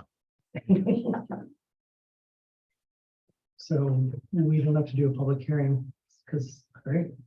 Just for you do. Yes, we do, because It's a reapproval. It's not, so they have to start all right. See, had it been an extension, we wouldn't have to go through all that, but yes, we're acting like this is brand new. Okay. I know, Just for the record, though, there's no changes, nothing has changed. nothing has changed. So I think he was granted previously a rear yard variance for, The front yard was 16.5 and the rear yard was 11.9. The front yard is really a set of steps. And the backyard is a deck that we added. Basically, when we came in, we didn't realize the basement steps coming out were going to affect the variance, because one of the codes I was reading said that a 6x8 entry area would not affect the setback, but I was wrong. So we ended up having to pull the variance anyway, so we put on the deck. Why? So nobody else has to come through you guys again to do that. so we're looking at, a rear yard variance of 11 feet. Is it 8 inches or 9 inches? I just want to be clear. A lot of documents. I believe it's 9 inches. We have, just go to the prior variance. Yes. Uh, Yeah, that's the easiest way to do it.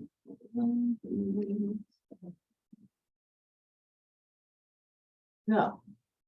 11 foot 9 inch, Okay, 16 foot 5 inch front yard and 11 foot 9 inch rear yard. so, okay, so that's what we're looking, 16.5 foot front and 11.9 feet side, right? Rear. 11 foot 9 inch rear. The two sides actually conform. Okay. Okay. Thank you.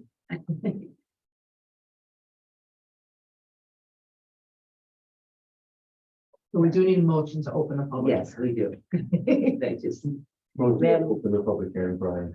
may I have a second? Second, Kyle. Okay, if there's no objection, the motion for the public hearing is now open. Is there anyone in the audience? No, yes, that's come on. Step aside, whatever. Familiar face? Hi, State your name. good evening, members of the board. John Perillo, 72 Howell Street in Austin, New York. I am here as the new owner of 10 Park Avenue. My sister Connie and her husband owned that property, 10 Park Avenue, since 1971. My sister passed away in December of 2022.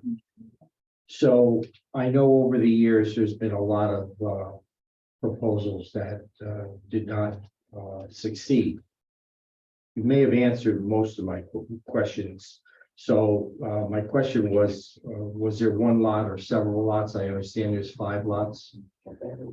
I believe that is correct, but we're just talking about the one lot during this evening. My next question, did the board ever review a master plan for the 5 lots, or are you taking it one at a time? The only thing on our agenda for tonight is the one lot that's before us. Okay, The planning board, The planning board, I think, would, yeah, if they had to do the subdivision, so they would have looked at the entirety. okay.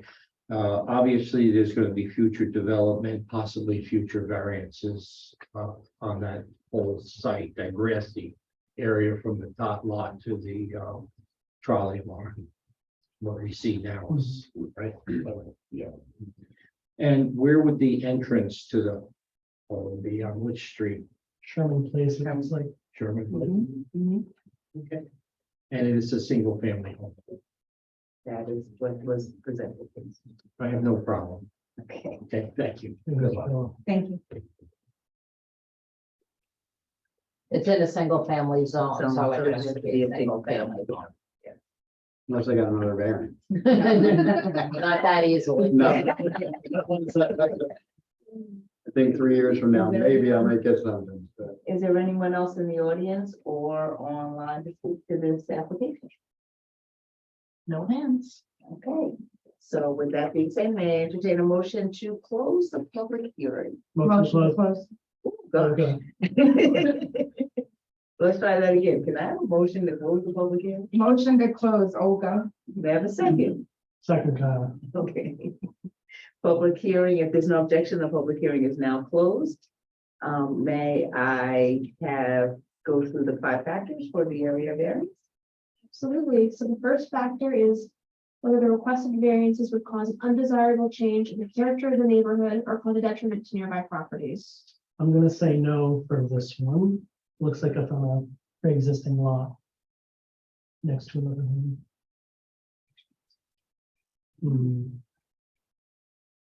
I agree, though. All right.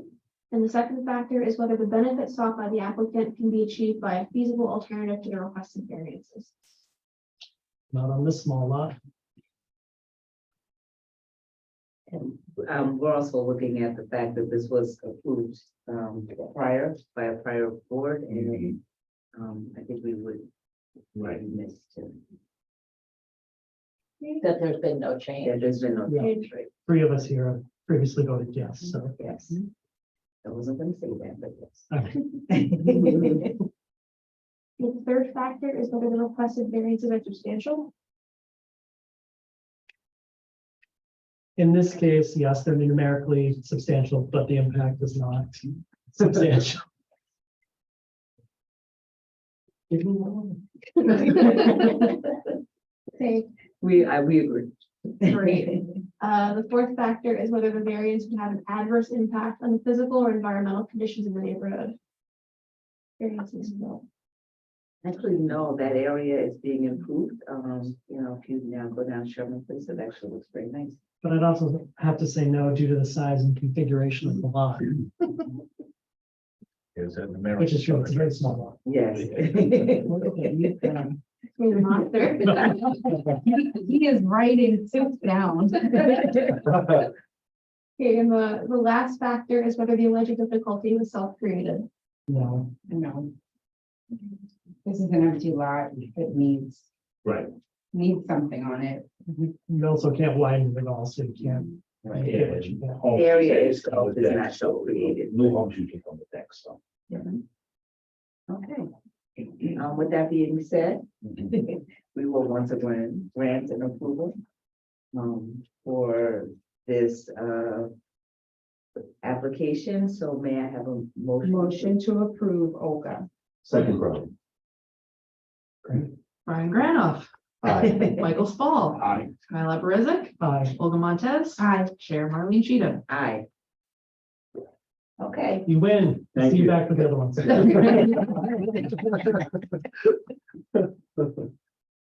We are up to ZBA 07-2023, 24 Snowden Avenue. Good evening. Good evening. Hi, my name is Nick Williamson, the architect of the project. We're asking for an area variance for front, side, and rear setbacks. We're proposing a new front entry to replace the existing front entry stair, and we're also proposing a rear stair.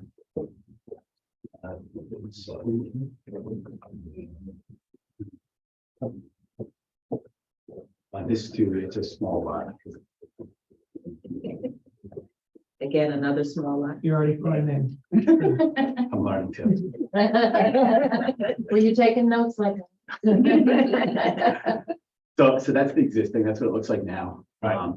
You know, it's in poor condition, but it's receiving major improvements. The only reason we're increasing the front stairs, to bring up the code. Right now, the riser and all that aren't up the code. There's also a front door, the front, you kind of see it there. That's why we couldn't turn the stair. So basically, we're rebuilding that stair, but it's gonna be a little closer to the front. And you're rebuilding with, that's wood stairs, right? I mean, not Yes. using stairs in the future. Yes, no, we're retaining the character of the house, and the porch and all that's gonna be updated. So I So think the the door is remaining, you can see it there. wait, that's to an That's the apartment cellar, house or the it's a one cellar family, space? the basement. Okay. You know, What it's is a one house. family? Mind you, this is a 0.17 acre site. It's a very small site, yeah. And currently in the backyard, there's a large deck that went over the property line. So that's being removed and replaced by a much smaller stair. So I think overall there'll be improvement to the site. So pretty much from what I see, the front yard setback, right you there. have to do it again because you have to replace the stairs pre-existing, which pretty much already goes almost right this. Yeah, to the edge of the yeah. property. The footprint is just a little. Bring that up to code.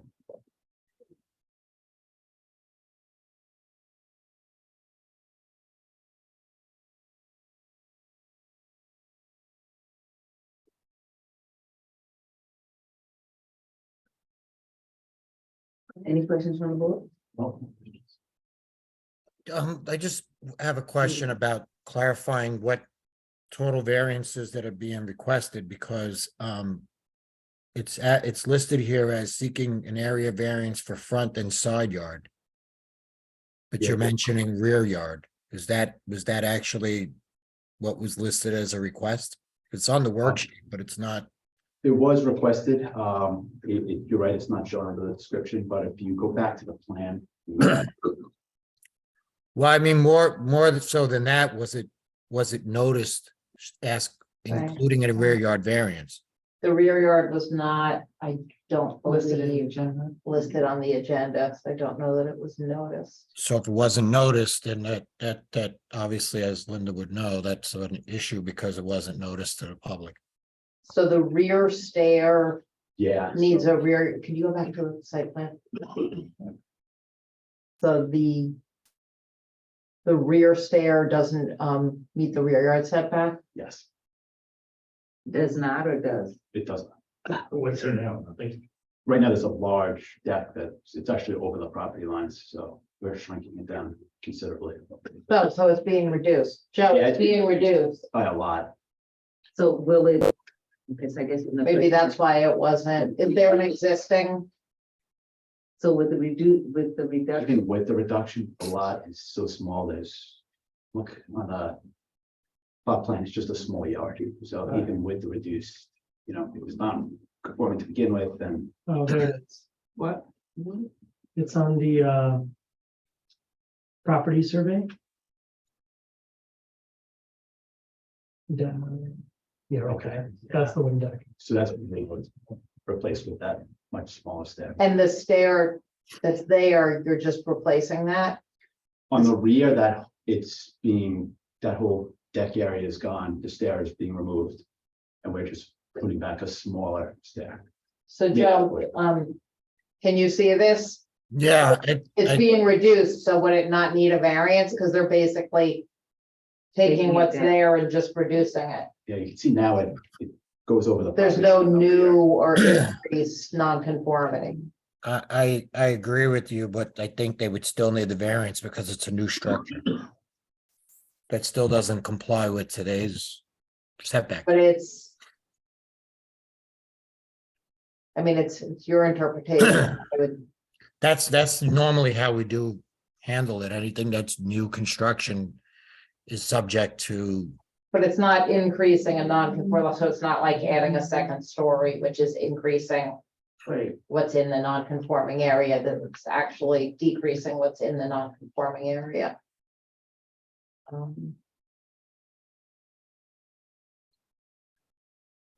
But Currently, there's no structure there. no, there is, Yeah, that's it's what's a there. it's that wooden deck that's encroaching over into the aqueduct. Yeah. And the stairs. That's and being the removed. stairs. It is. But I think also there's also minimum setbacks in the code about being near the aqueduct. You're supposed to leave a certain distance. I think it's 25 feet, which they're obviously not gonna have, so I would think they would need a variance for that as well. Can we go to, can you scroll? I want to see the new plan. Yeah.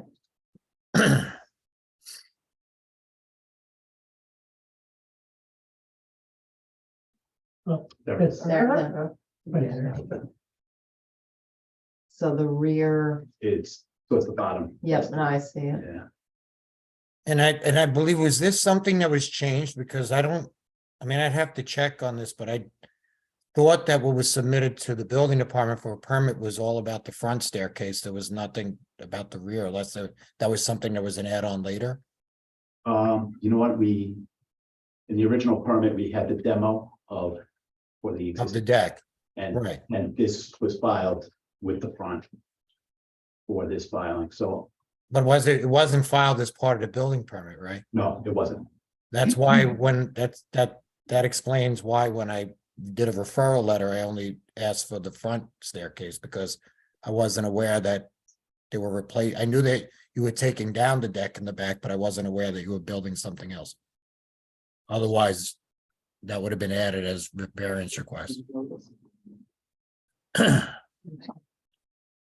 Okay, But I believe they would need two variances on that because it's gonna be the setback and it's gonna also be because our code, the zoning code says that you have to have a certain, when you're building a new structure, you have to leave, I think, 25 foot off of the aqueduct.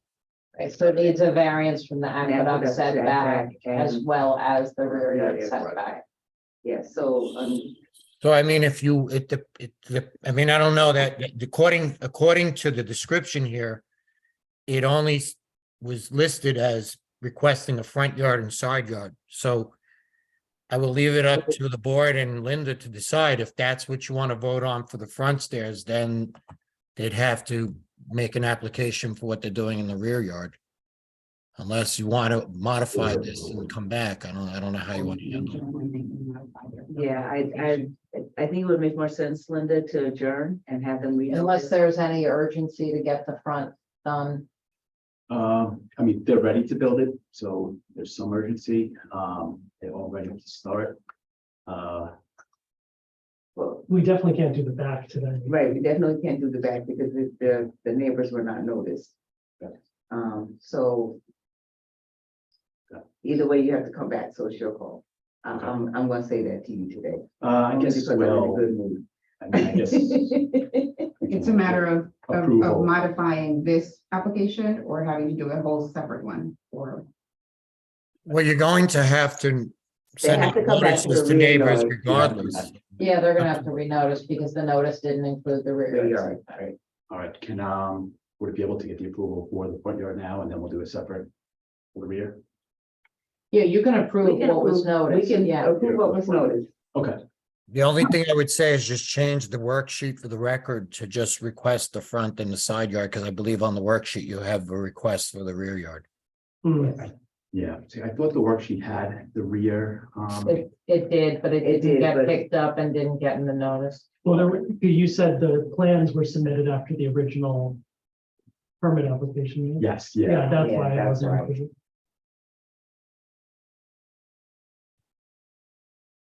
But So the maybe they front can yard, start. Yeah, that would be helpful. so just to be clear, the front yard I'm sorry.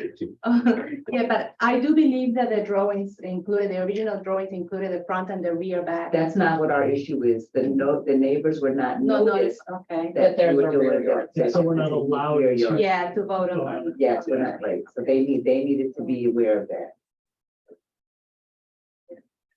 It's, you know. we Yeah, can- yeah, we understand. Okay. I'm sorry, it's just that my client is not here and, you know, I'm trying to like advocate for him.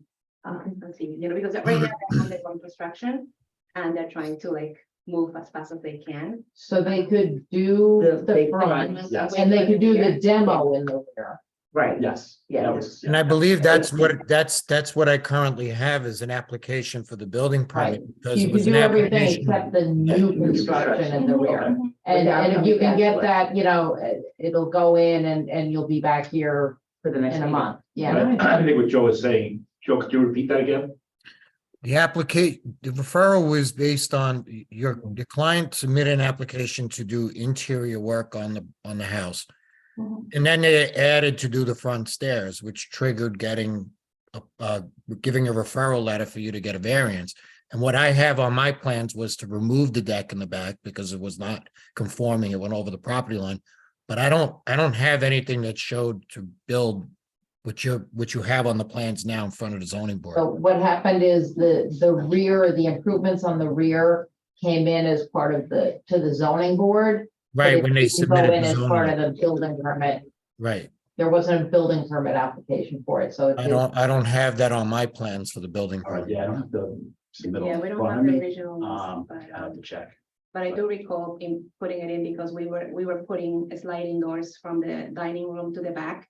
And you obviously need it. Something to go out of. Yes, right, but that's why I'm finding it odd that it wasn't picked up, you know, for the variance for it too. Because we got a denial letter originally, a recommendation letter, but I don't know why it's not showing the rear. Well, That's why- whatever happened, unfortunately, it wasn't the notice that went to the neighbors. Right. Didn't reference the rear yard setback, so the board doesn't have the authority to grant that variance tonight. Okay, So, again, I think if we go ahead and the board grants the The front. front and side yard, you can also go ahead with the demo in the rear and I hopefully there's enough work to do that by a month from now, when it can get approved, you'll be okay. Right. That's fine. With the numbers and the, you know. Mhm. have to go through the Everything. whole process, yeah. All right, that's. Okay. Okay, are there any other questions from the board? If there's no other questions from the board, may I entertain a motion to open the public hearing? Motion to open the public hearing, Brian. Seconded, Michael. If there's no objection, the public hearing is now open. Is there anyone in the building to speak? On this application? Is there anyone in the audience to speak on this application? Seeing none, may I have a motion to close the public hearing. Motion to close the public hearing, Kyle. Seconded, Olga. Okay, the public hearing on this application is now closed. With that being said, let us move forward and go through our. All right, the first factor is whether the requested variances would cause. Oh, before we start, I'm sorry. Yep. Can we just clarify the area, the numbers so that they're clear, Yeah, so that everybody knows? If they can. It's a front yard setback variance of 30 feet because the new stair comes right out to the property line. Yes. Yes. So there's zero setback provided, so it's 30 feet and the side is, I can see it. You can't see it. I still could see it. The side is also zero, those side yard stairs right up against the side. Yeah, so it's also a zero setback. So the variance is 8 feet. Right? All for the front stairs. Okay, so we know that the rear will not be done at this time, so. Yeah. Yes. Wait, but hold it for a second. Doesn't it say right on there It Your is, stoop. Yeah, but it wasn't noticed. That's It wasn't- Oh, yes, okay. They was never not applied for a permit Oh, for the okay. work. Gotcha, So okay. so it's not that it wasn't on the zoning Okay. sheet, but they didn't tell the neighbors, because what's Okay. what's on our sheet doesn't. tell us. Gotcha. Okay. Okay, now we. Now we're good? All right, well, so the first factor is whether granting the requested variances would cause an undesirable change in the character of the neighborhood or cause a detriment to nearby property. no, No. The house is clearly in need of repair. The second factor is whether the benefit sought by the applicant can be achieved by a feasible alternative to the requested variances. no way. He's already encroaching on the lot size. Yeah. And the stairs have to come closer to closer the to- front to make them code compliant. Yes. Okay, the They're pretty steep. Mhm. third factor is whether the requested variances are substantial. Numerically substantial, but impact not so much. We're bringing it up to code and replacing pre-existing stairs. Created a monster. But it's true, right? All of the setback is pretty substantial. Well, we're gonna keep Kyle around. The fourth factor is whether the requested variances would have an adverse impact on the physical or environmental conditions in the neighborhood. No, it's an improvement. It's an improvement to the Yeah. neighborhood, Much needed one. much safer needed one. And lastly, whether the alleged difficulty was self-created. Not until we can fly, so no. See, those are usually my words. It's a result of the size of the Size. lot and the configuration of the home on the lot. Oh, I like them unless they I reply. promise you, they're not, making it. They're celebrating what you said. I take no.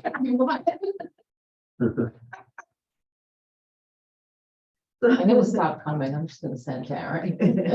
So with that being said, this application, the approval of this application, For the front and side. for the front. For the and front side yards, for the yards front only? stairs. For the front stairs, okay.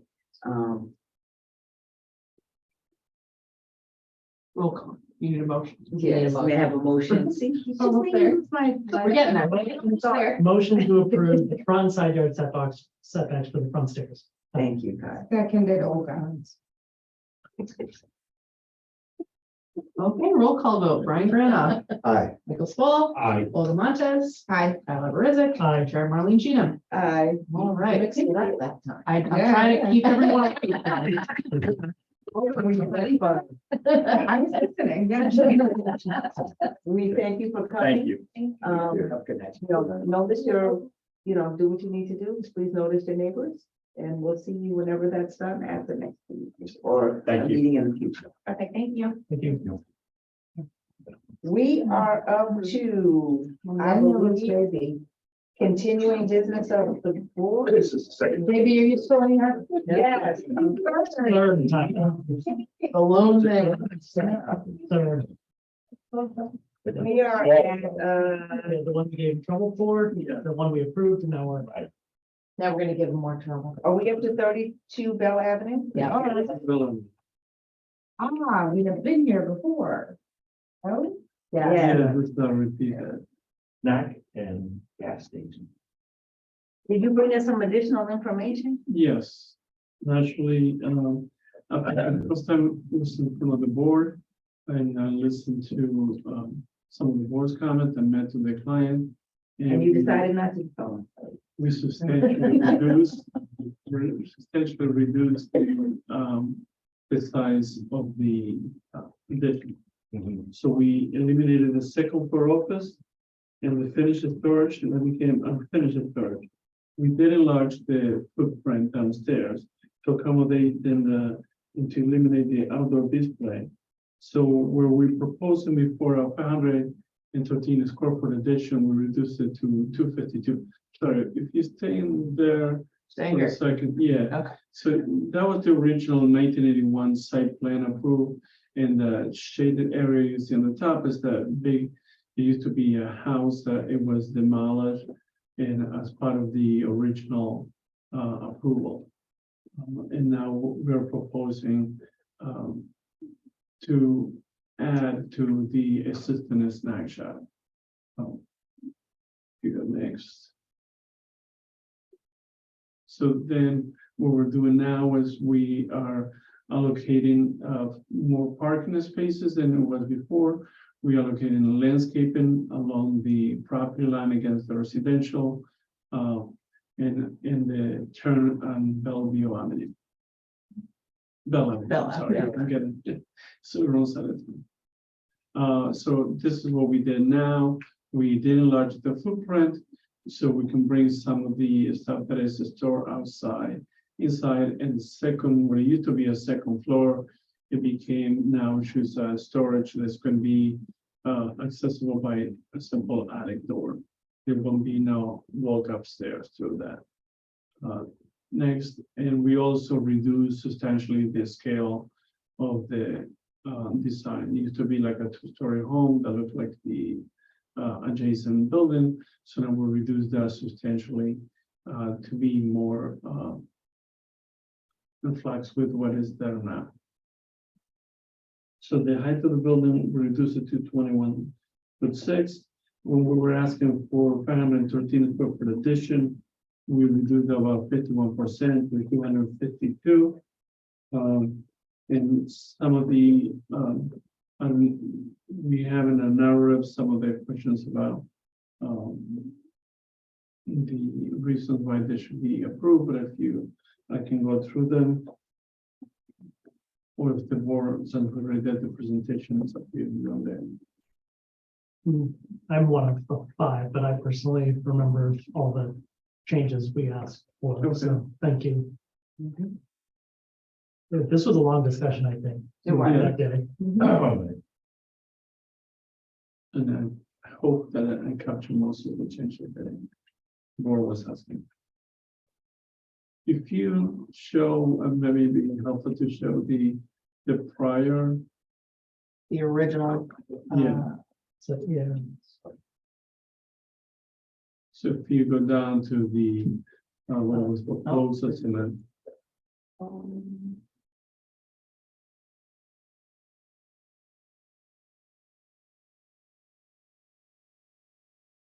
Yeah, the same. Again, this is the October. set. Yeah.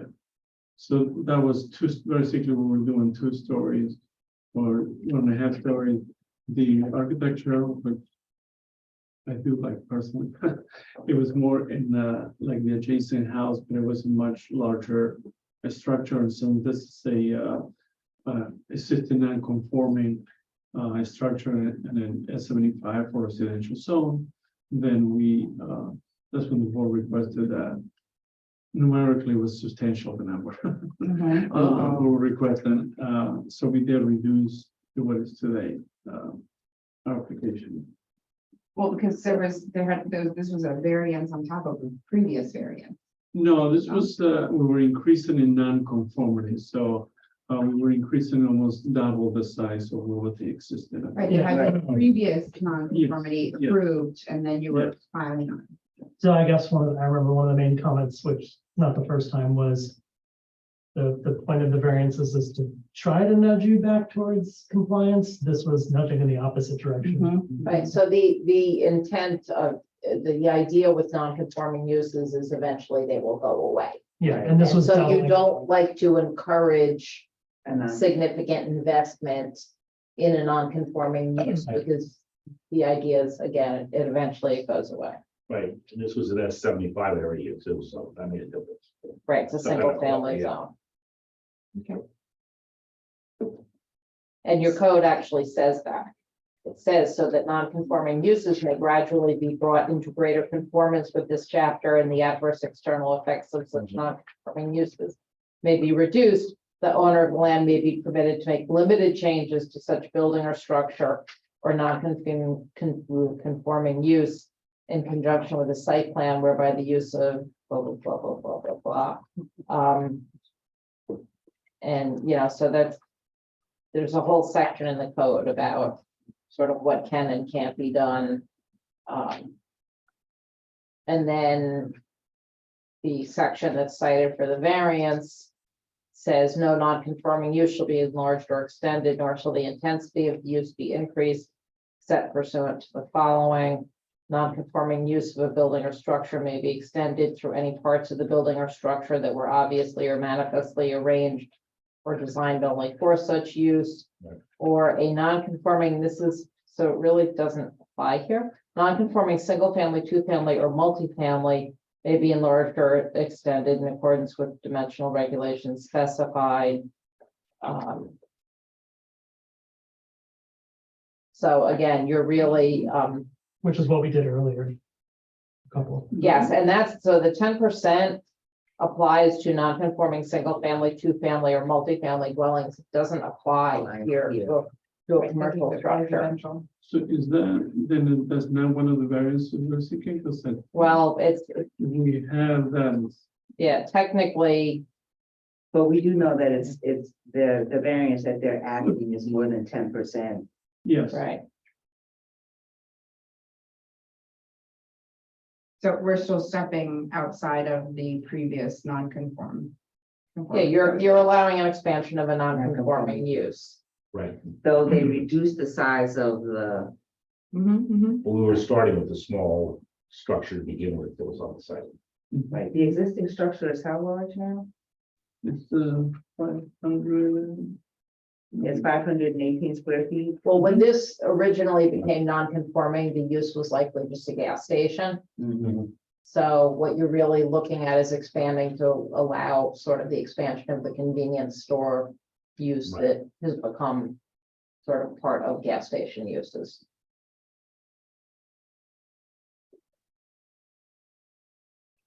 But I believe the snack shop does have, Joe, a C of O for its current use, right? I'm sorry? I think the snack shop has a C of O right now. It's not a. I mean, we're not legalizing the use, the use just. Joe, does it have a CO as a gas station and a snack shop? Yeah, I believe it also, back in 1980s, it got approved to be a gas station at that point, and I believe, I'm not sure about the snack shop, that kind of probably just evolved as part of the gas station over time, like all the other gas stations are. But so, you know, it's. This a bigger is, issue here. Yeah. he's actually, little by little, the owner has added on things, like it was a snack shop, and then he sells propane, and then he sells firewood, so he's expanded the use on that site over the years. So it's really added additional non-conforming uses. I mean, I'd be interested to know what that, you know, what it was when it first became a non-conforming gas station. Was it just a gas station? There was also, I believe, some, and their product at approval showed that, like, they were supposed to have conditions of only operation up to a certain time at night. They were supposed to shut down at 1 a.m. Because around it is a residential district, and having the lights on, there's a disturbance to the neighborhood. So there was a lot of restrictions on what they could do there. But it's just that, you know, the amount of stuff that he sells on that site is creating the need for him to try to figure out ways to expand space.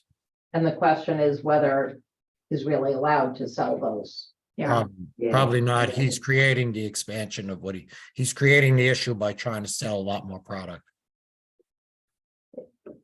Right, What 'cause was a non-conforming gas station. the building, the restructuring of this setup right now is in an effort to have a place to store all this stuff, correct? It Well, seems, it's too large for snack shop. it's kind of like it should be looked at as just a new use variance. Yeah, I was gonna say it should be great, because it almost is a new use variance. So is the question, why isn't the application being presented that way?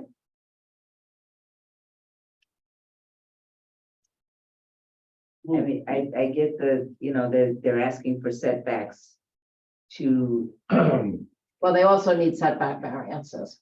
But, you know, They need area variances and I would say, you know, a use variance or an expansion of a non-conforming use. but the board originally, in the last time we saw his application, specifically asked how he was going to try to get some of those temporary items like firewood and propane out of those temporary sheds and reduce the scope of that building. Now he's come back with that proposal. So I'm not too sure I agree. That is, and you're right, that was one of the concerns that we had the last time, but we're still Yeah, kind of walking into that. This is a non-conforming use, right. that Mhm. even though it exists, it's not legal. And we have to somehow legalize it. So I would, Um, I'm sorry, reason why I say it's an expansion of a non-conforming use is because if you sell gasoline, you're a retail store, right? You're mercantile. And if he's selling, snack shop and selling things, selling wood, and so he's still a retail. So the use is similar, it's just as he's expanding the use. Right. It's not like he's going from a use from a retail to an office space or something like that. He's retail, but he's just expanded his retail. So to me, I would treat it as he's expanding the non-conforming use of a retail store. Gas station's considered retail? Well, you're selling gasoline. It's a retail store, right? I don't know what other category in our code you'd put it against. You have office Gas space, you have stations. retail, you have. Well, you have a category that's called gas stations. I don't know, does Austin have a category that's called gas stations? I don't know if it's, if you look at the permitted uses, there's not on the permitted use table, it doesn't have gas station, it's retail, It's it's retail. educational. Because it says uses, retail car oriented or something. Like that. Maybe automobile oriented vehicle uses, you can maybe say that. But I guess we also need to clarify because this expanded non-conformity, then if we not expanding, if we spend in a commercial non-conformity, then the 10% doesn't apply. I'm trying to. I think that's something that we need to really clarify and, because if it doesn't apply, then, that also kind of figures into how we would, look at this application a little differently, or if not differently, but with a different mindset. I also, need to figure out, the setback issues, because your building is now smaller, what does that mean, It still needs setback variance. right, but Yeah. we need the exact. And actually, aren't you extending it to the rear? No, we're not further encroaching. Actually, I think it's S1. You can bring that drawing up. Yeah, I see, Mr. Dryo has his hand raised also, so. But I don't remember seeing new zone, the new. Updated zoning. Yeah. All right, do we have one? Hold on. Under, There we go. Okay. that's the updated zoning sheet, but also on S1, we have a schematic bulk regulation plan that kind of is very telling of whatever is done on that property there. It's a small lot, Yes. it's very non-conforming. Right. Which And and the three rear sides, part three is- sides of that property faces onto a street. Right, It's kind of odd because we usually have like corner properties where you have 2 front yards. This almost has like 3 front yards. Yeah, I think we have 3, we decided 2 front yards, 1 side and 1 rear. I mean, but it is kind of difficult with that too. I mean, my suggestion would be is if we'd probably have to pull out the approval when this was approved as a gas station to see what was specifically written in that approval. Was it a gas station with a snack shop? Was it just a gas station? And if we're talking about that it was just approved as a gas station and somehow this evolved into more retail stuff, then I can see the point of, like Linda's bringing up, that, is this a non-conforming use that's being. Did it have a use variance or was it a pre-existing non-conform? What was the?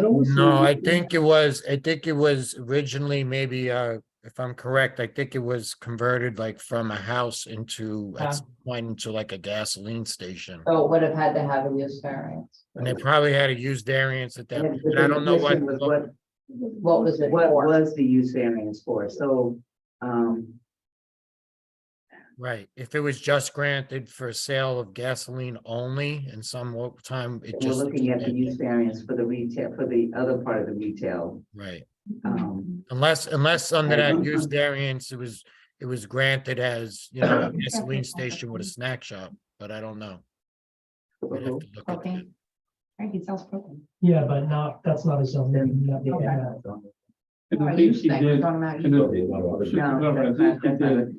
He did get an approval of building permit to put propane things there. Okay. So he did it with an approval. It is an increase of the use. Of the use, that's what my question was. So, well, I think more to the point of where we're kind of going in circles is to really understand what we're what we're actually looking at as far as the area, what we're looking at as the use, and what conformity we're actually talking about. I think it would be helpful to look at what was approved in 1980. I would also say board members should take a look at 270-39, which is the section of the code on non-conforming uses.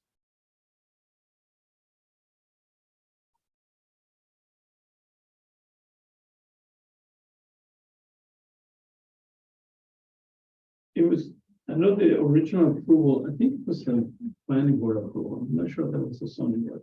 It was 971, so I guess we're not reserved that. Well, I think it would just make our lives a little Yeah. easier, just to know exactly what was given and what we're actually voting on and what we're going to bring forward. So, Having and said that. and as much as I like you, Appreciate. All the, Yeah. all the Well, that was reduction. gonna be my question. I mean, having said that, in preparation for the next meeting, does the board think that the reduction on the scale and that, is it going towards what the board was asking? Last meeting? So yes, but, Mhm. so I think yes, but if it turns into a use variance issue, that completely changes the math for us of how the decision is made. it changes how we're looking at everything that we're seeing, but yes, but. It's moving in the right It's moving in direction. the right direction. Can we give you an idea of whether you don't have to make any more changes? I think we can say that. But thank you for actually listening to what we Yes. said the last time you came. The way changes. Big improvement. Was it great? And huge, huge. Okay. The public hearing on this is still open. Joe, did you raise your hand? No, Oh, okay. no, someone walked through my front door. I was waving to was coming. in. Okay, so the public hearing is still open, Didn't we open it? tonight? and I don't believe there's anyone else to speak on this, so we will continue to adjourn the public hearing on this application.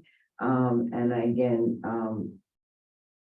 if there's no objection to adjourning Take this, a motion in a second. oh, we I need a don't think we motion, ever opened it. Motion to adjourn. motion to adjourn. Oh, Adjourn the public Excuse me. hearing. Oh, do a No. motion to open the public hearing. A motion to open the public hearing, So moved, Kyle. motion, Seconded, Mike. thank you. If there's no objection, public hearing is now open. Motion There's to no one to open. speak. May I have a motion to close the public hearing? Adjourn. Adjourn the public hearing, sorry. So moved, Kyle. Second, Brian. If there's no objection, public hearing is now closed. Adjourn. I mean, adjourn. We're gonna make it. We're I gonna know. make it. May I have a motion to adjourn this application? So moved, Kyle. May I have a Seconded, open. second? Okay. If there's no objection, this application will be adjourned to our May meeting, with some additional information being sent to the board. And the board doing, And the board doing Doing a some little research. legwork, and the department doing some legwork, and the attorneys doing some legwork. And I know. And the architect doing some legwork, everybody doing some legwork, and by that time we'll get some additional information. And we look forward to seeing you again next month. We're gonna see him again right now. Inputs also. Right? Yes. Do you want to like spin around? Walk there, walk there. Okay, what are we up to now? Twelve campus. campus. Mr. Hernandez is a busy man. All right, let's look at these new things. Yeah. Yeah, that was, again, we took it. Oh, so ZBA 26/2022, tell 12 Campwood. Didn't we just do this? It keeps changing a lot. Oh, Fire yes. damage garage. Yeah. Yes, we added It's the rebuilt garage. to, again, this is an existing non-conformity that, when we presented the last time, the board was trying to understand what's happening in the rear of the property. We added more pictures, and we reduced the size of the addition by about almost 300 square feet, and we reduced the height of the building by 3 feet. If you go to A3, So again, just for everybody's reminder, this is in a single family zone. It's a non-conforming two-family. They are seeking to rebuild the garage, which is not an issue. Above the garage, they're seeking to build additional residential area that exceeds the 10%. permitted 10%. right, so This was the non-conforming use. Right, was it? No, just Expansion of a variance. non-conforming use, Yeah. which is the two-family. So would this essentially take two family, make it a three family then, because. No. It would make it a larger It was making two-family, it a larger- which is still non-conforming to begin with. Well, it's beyond the 10% that they would be permitted. This garage is, it was separate from the house, and it had a room above or some sort of storage they did. It was in the fire, and then we were trying to rebuild it. The existing garage location was, again, non-conforming. And we decided that the best use for this garage was to be attached to the house, which is a little bit out the top picture. Yeah. Yeah, there, Sorry. that is the current, rear of the property. So what we are doing is we basically removing the small piece that is on the tree, and we are adding a three-car garage there with a room above. And in the future, it is connected to the second floor apartment, and the owner in the future will come back and use that second floor apartment for himself. And I think, again, this is it. We reduce the size of the non-conformity by about 300 square feet. And as you can tell by the pictures, this is a past improvement, not only to the rear of the property, but it does not affect from the street view. And again, the garage is not an issue. They can rebuild the garage without any variance. The Without issue any- is And the the, size of the question is the fact that this is a two-family home and it's 75. What wasn't clear though is that they were calling the second floor above the garage and then paying it, and not a rental unit. Because that's what I read. so they're saying it's not a third unit.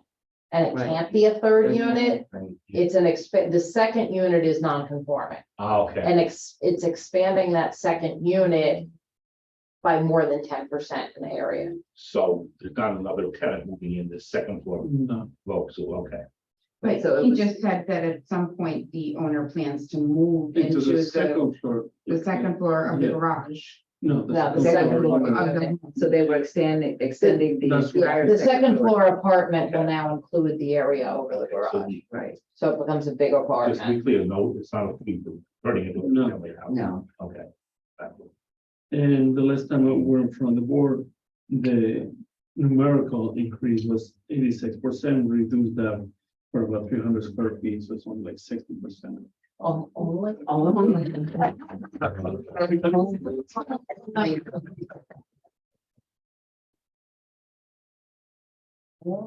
get me talking about numerical significance.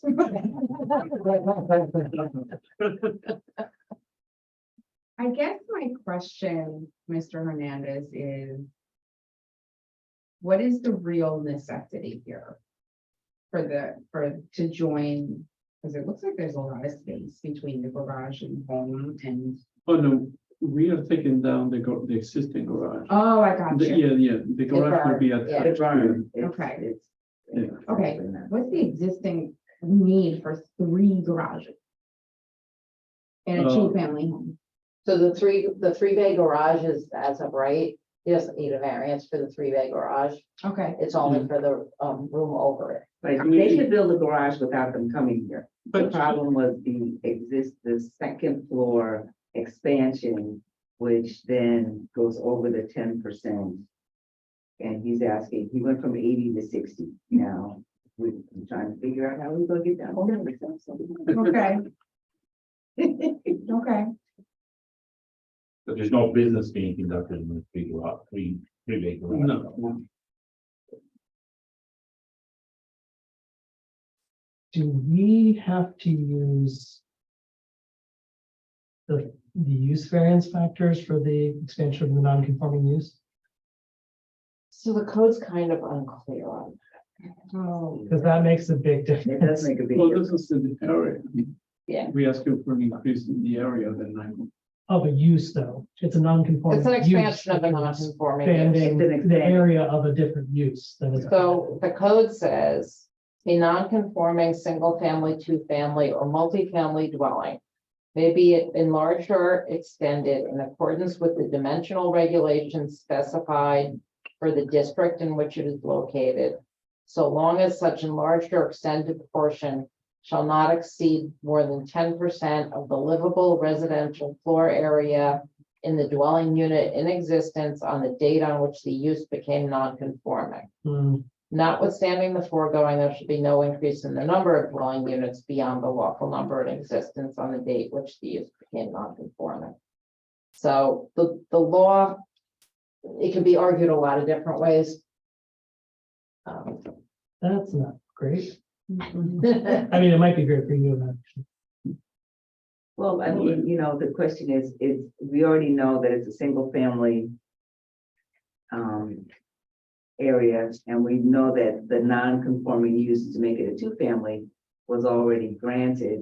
The question is now, we're taking that non-conforming use of the second apartment and extending it. So we're actually asking for more on something that was already granted. So my question is, if we allow for a 60+% expansion of non-conforming use, and 2 years later, whoever owns the home, whether it's the same person or a new person, comes and says, hey, I want to do a 10% expansion on this non-conforming use. Do they now abide by that new 10% on the new? Actually, I think there's something because they're not allowed to do that. Because I think we have seen that before. Oh, you tried it before, didn't It's getting late. We're all punchy.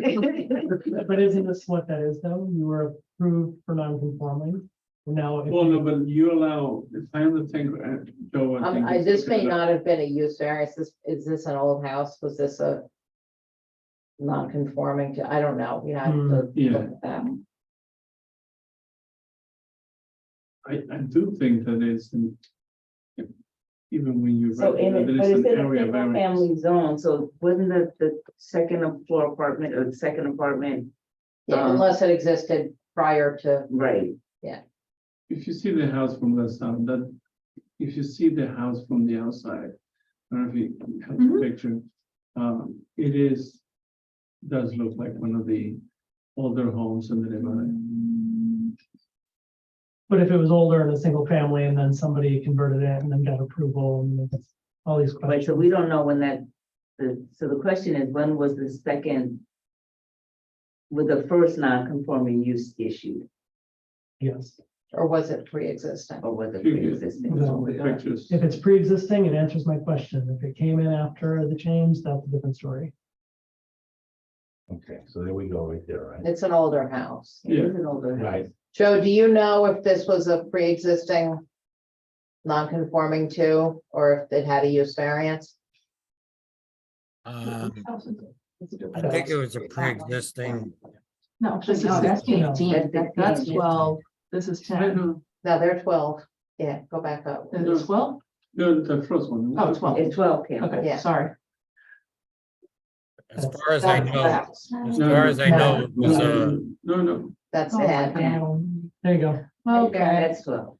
Well, as far as I know, it's marked as a pre-existing non-conforming Okay, two-family. there, so, Okay. because we've looked at the history of this neighborhood.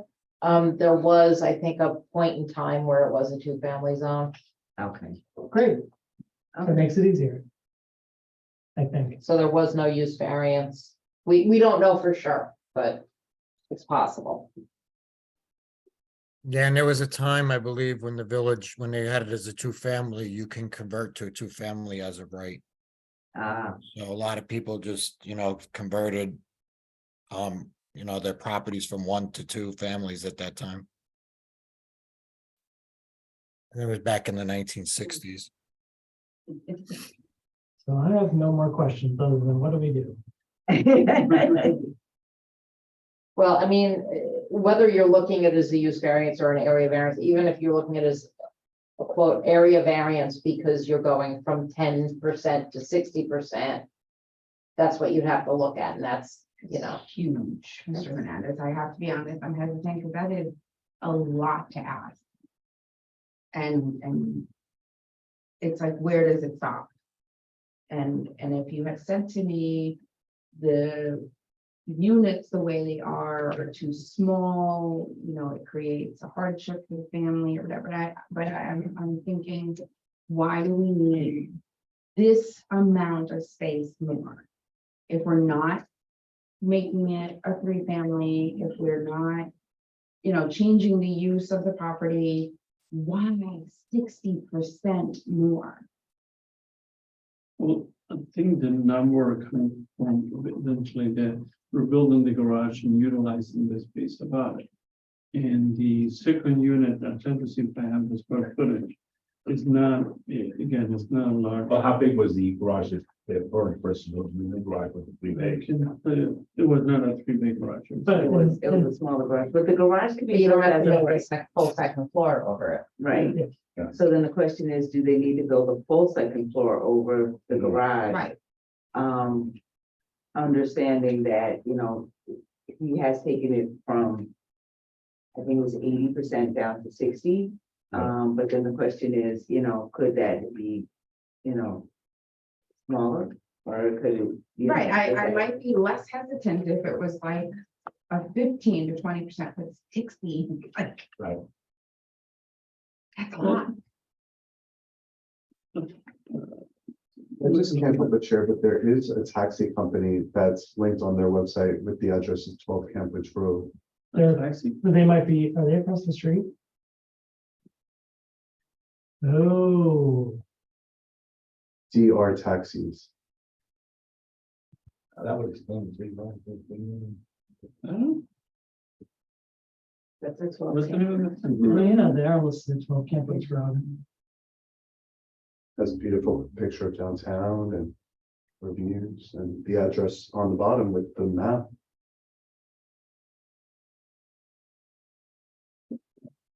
They running a taxi service out of this house, Joe? It's the first I'm hearing about it. So I'm looking right now, it does say DR Taxi, and it's listed as 12 Camp Woods Road, Austining. Yep,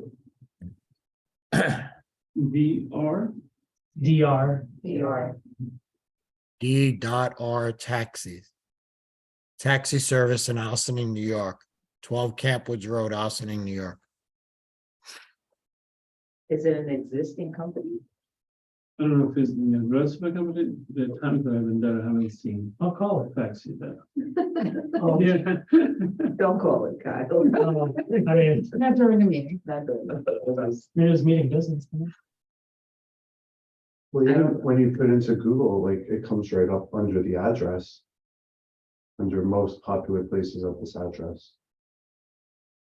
Yeah, I'm just asking if it's still, because we've had number of taxi companies in the village that have now gone fairly. There are multiple or Could be old. whatever. So it families could be running old. Right. businesses out of their residence.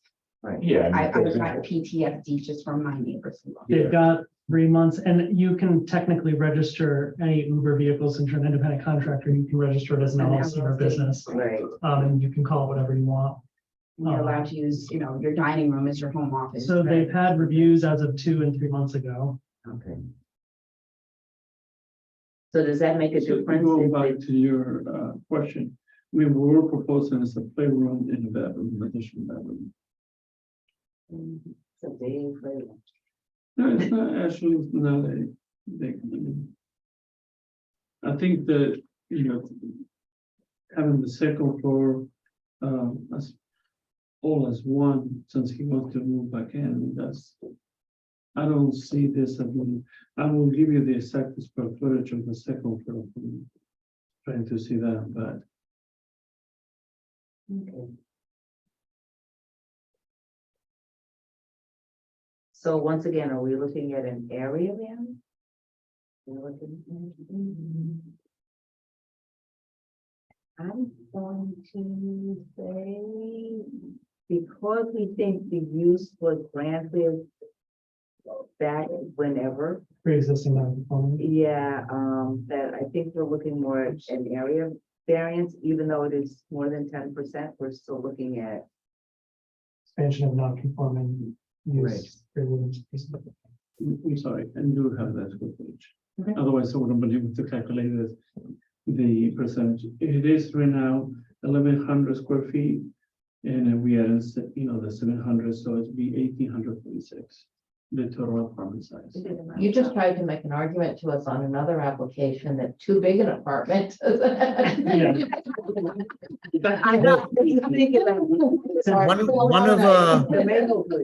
One of the things I do wanna ask is because when they had that fire and the detached structure, what was pulled out of the garage was a lot of construction equipment. That, the owner was operating the yard there as a construction storage yard for his equipment. And the owner is actually, the guy who owned the concrete pump company down on Main Street. So, Thank you. I wasn't sure I was allowed to ask what the cause of that fire was. Thank you. well, the It fire, wasn't the cause, I think it was just what they found. it was a 4th of July fire. It got hit, I guess, With somebody got a fireworks. rocket off of fireworks and it hit the structure. But the fire department were pulling out, equipment out of there, a lot of construction equipment. And I had asked the owner at the time why this yard was being used for construction storage, and he didn't try to tell me that it was, he was doing a favor for somebody, whatever it was, but they had a lot of construction equipment in there. So my only question would be are we building a 3-car garage to give those parking spaces to tenants that live in the building, or is this to store more commercial equipment?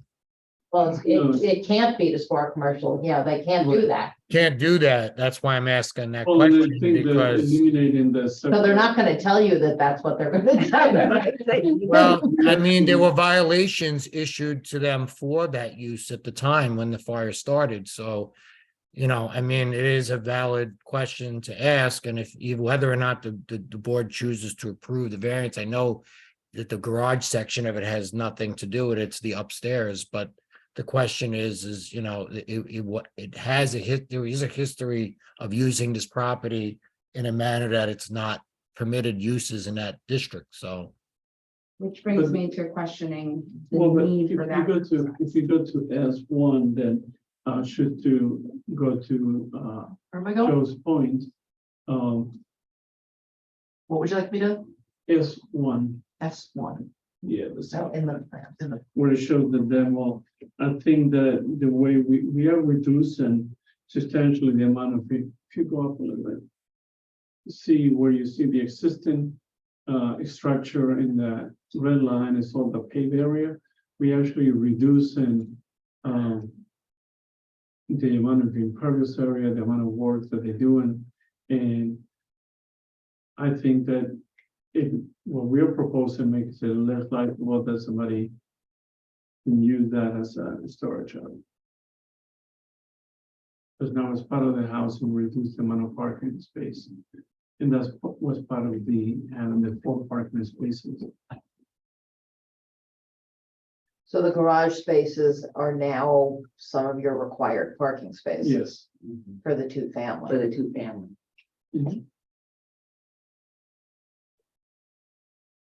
Okay. I still don't know if we. I was gonna say, the question is,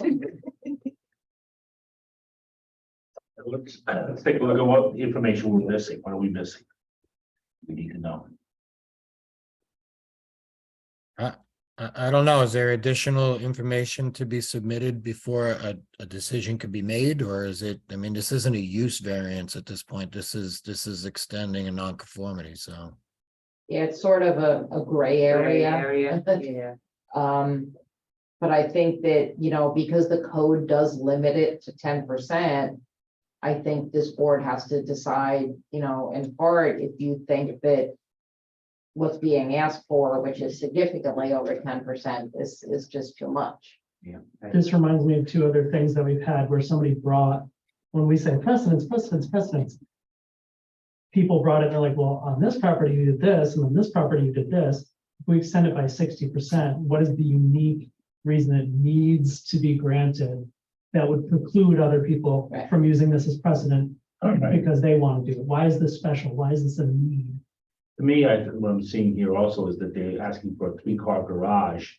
I think that drove the additional space for the additional living area. If the living area was smaller, then maybe the garage might shrink in size too. Well, that's because they're trying to make the living area, They can do a they can 3-car do the garage. garage as a. They don't need a- They don't need. And they don't need to put anything on top. They don't need to put anything on Exactly. top of it, but because they're asking to put something on top of it, does that on top of it have to be the same size as the garage? And I think Yeah. that's a question there. So my vote, just to be out there, we're not voting yet, but like.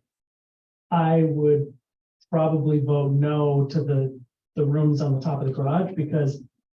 I don't know what the need is. There isn't a compelling need. And we can't grant a variance for non-conforming use like this. Or even if it's area, whatever, it's non-conforming for this owner. What's the need for the property to have it? Because the variances live with the property, not the owner.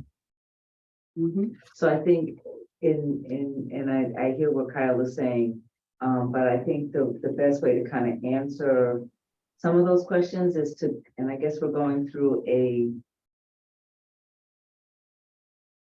use variance, and I'm looking at our attorney. Yes. So again, it's. But Even if it was an area variance. even if my it was an area vote would variance, the no, question is, 'cause I we don't- have to go through the factors and like answer those questions. Yeah, And then in answering those questions, we know that the garage can be built as a right, so but it's The garage answering is the not the questions. question. Right, it's answering the questions for the building that is going above the garage. So this is, I've done a little bit of research into case law on this, and it's definitely a gray area, like Linda has said. And one of the things the court looks at when it's determining whether or not a zoning board has properly classified a variance as a use variance or an area variance is, well, is the applicant, are they intensifying the use? You know, what is the request really for? Is it merely just an increase in bulk standards? Or is this a request to permit them to do more on the property than was actually permitted? So that's one of the considerations a reviewing court would give. It's not positive, but it is a legal gray area. Well, they're stating outright that they're not trying to. And it's because of the way it's written in your code. And it's also the way it's in the code, but there's arguments on both sides of the point here.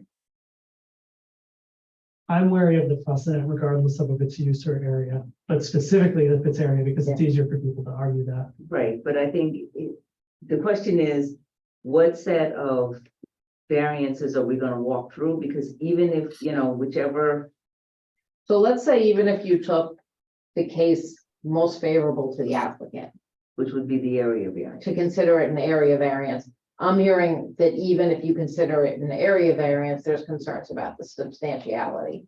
Yes. And can it be sort of distinguished? Right, but then the question is, if we're looking, and I guess this is the question, because if we're looking at the 5 factors for the area variance, then the question is, we have to look at all of them and then weigh them all and then come up with an answer. If we're looking at the factors as a use variance, we're doing the same thing, but the outcome could be completely different. And I think that that's where you're kind of like doing this. So going back to what Taryn was saying is, you know, is it, you know, the code definitely discourages this kind of expansion of a non-conforming use. Yes. So is the issue that if you, Okay. it's bugging. Well, that's a good point.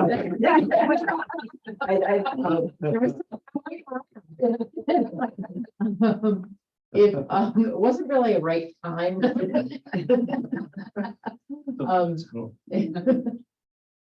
a long 2 days. If the concern is, you know, the code doesn't want you expanding a non-conforming use. Because the concern is, it's already something that shouldn't be there. Right. And by virtue of it being a non-conforming use, it's considered to have an impact on the neighborhood. Because the neighborhood is supposed to be used for 1-family homes, and this is a 2-family. So the intensity of the use of the property is already greater than the code anticipates. So going back to what Taryn was saying, does adding this however many square feet, well above the 10%, how does that impact the intensity of that use? Are you gonna now have more people living in that apartment? Right. Because it's a bigger apartment. That kind of thing that goes towards the intensity, you know, you have a piece of property where there should be 1 family, there's 2. Right. You said you could build a garage without. Yeah, the permission. garage, yeah. However, we identified that there's a possible use of the property as a commercial essential. Well, you can't But do then- the variance because you anticipate somebody's can't gonna do do that. something illegal. Right. That's an enforcement issue. There's precedent here, I thought. It doesn't matter. You still can't, you can't deny a variance because you We kind of assume that they're gonna do something illegal. We know That's that an the garage- enforcement issue. We know that the garage was there. We know that they could build a garage as of right. Okay. So the garage is an easy one. Then we JB, know can you it's not our issue. Can you state right now, without the addition on that apartment that you're extending, what's the square footage right now of that apartment? I think it was 1,100. 1100. 1100, So with the addition, what's the size? 1834. So it's not, you know, the other thing to consider is in that single family zone district, you have to have 800 square feet of livable space, which you already have. Right. So if the apartment was undersized and this was to make it more conformity, I guess that's something to consider. In this case, it's already conforming, but you're extending it even more. Right. So, Right. Right, you're instead of an 1,100 square foot apartment as a second non-conforming use, you're allowing an 1,800 square foot apartment. which goes to the point what Linda's saying, how many, you know, is that now having an 1,800 square foot apartment, does that still mean you can have more people living in that apartment? It can And increase the. And also, unfortunately, aren't you joining 2 buildings together then? Okay, right now they're 2 separate buildings. The Yeah, garage- the original building was a detached structure. Yeah. And it's reducing the amount of impervious and. but it's what's really awful is that not awful, like you're not an awful person. What's unfortunate for you is that the first thing you talked about today argued the opposite of what you're arguing right now, which is you're like, oh, 1,100 is enough. 873 feet is enough. And now you're like, well, we want 1,800 square feet. I don't see a need for that. And at least 3 of the 5, in my perspective of the area variance, would be a yes, which is a bad thing. And possibly 4 based on what Linda just said, which is if it's non-conforming period in a zone that's supposed to be single family, it's already an undesirable change produced in character of the neighborhood. So 4 out of the 5 for area variance doesn't work for me either. Who decides which we vote on or what we use? Because I think we'd have to, massage it. Meaning. Having, I think, taken everybody's point and concern. Can I request we adjourn this, we take a look at my client, see if we can bring this number down and then try to address some of the concerns the board has. well, it's more than 10%, so that's the concern. Are you gonna bring? Well, but I think. But there might be a number where it's not gonna be an 1,800 square foot apartment, but maybe it grows a little, you know. So I think he's asking for some wiggle room, and I'm not opposed to him coming back. I mean, I have to say that the one thing that this applicant has been looking to do is kind of work with some of the concerns that we have, and I'm not, if everyone is in agreement, I'm not opposed to them, going back to the drawing board, and, again, the 3-car garage, not our concern, it's what's going above it. Right. And if he can come back with some numbers that actually would work. I think then- you've heard the concerns of the board. I'd like to see the conveyed area variance. Yes, well. So we will try to establish a It's the one research, how this became a two-family. Request. Right. Mr. Hernandez, like I said before, if you had come to me with some sort of a need for more rooms, some sort of a hardship, some of a pressing need for this much room, for 60% more room, I would be ready to go through the 5 steps and consider it, but that's a lot to ask, and I'm not hearing a good reason for it. It's sort of like using the fact that the garage burned as and you're An building a excuse new to- garage as an excuse to. Build a new apartment, build a new house.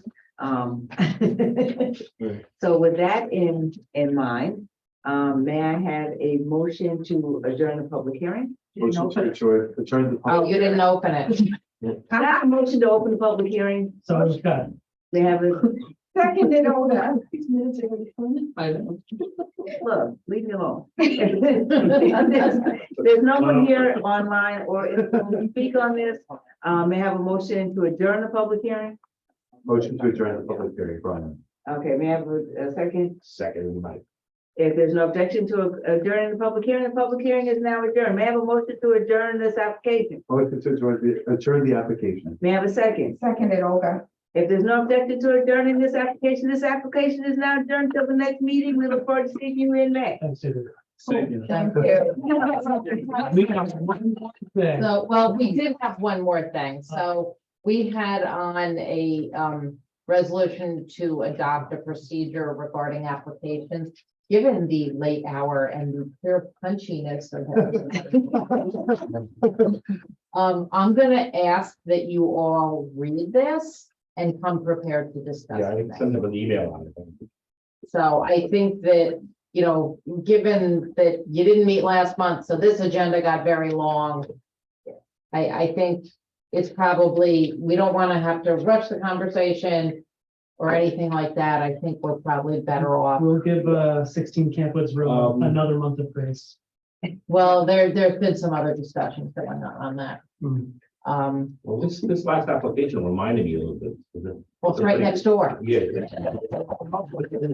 Big house with another rear use, So, So, I guess with that being said, to look at the policy, we will come back again next month to discuss it, understanding that for the most part, the same applications have been adjourned for a number of months at this point, and repeatedly. So I think that stands to something that we need to look at.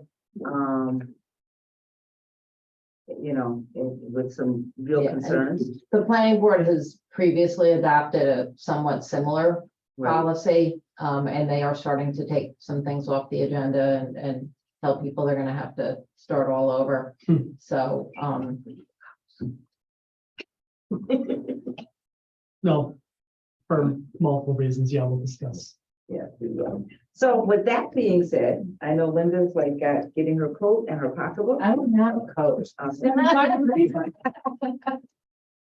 If there's no other business of the board and nobody else to speak in our Zoom audience.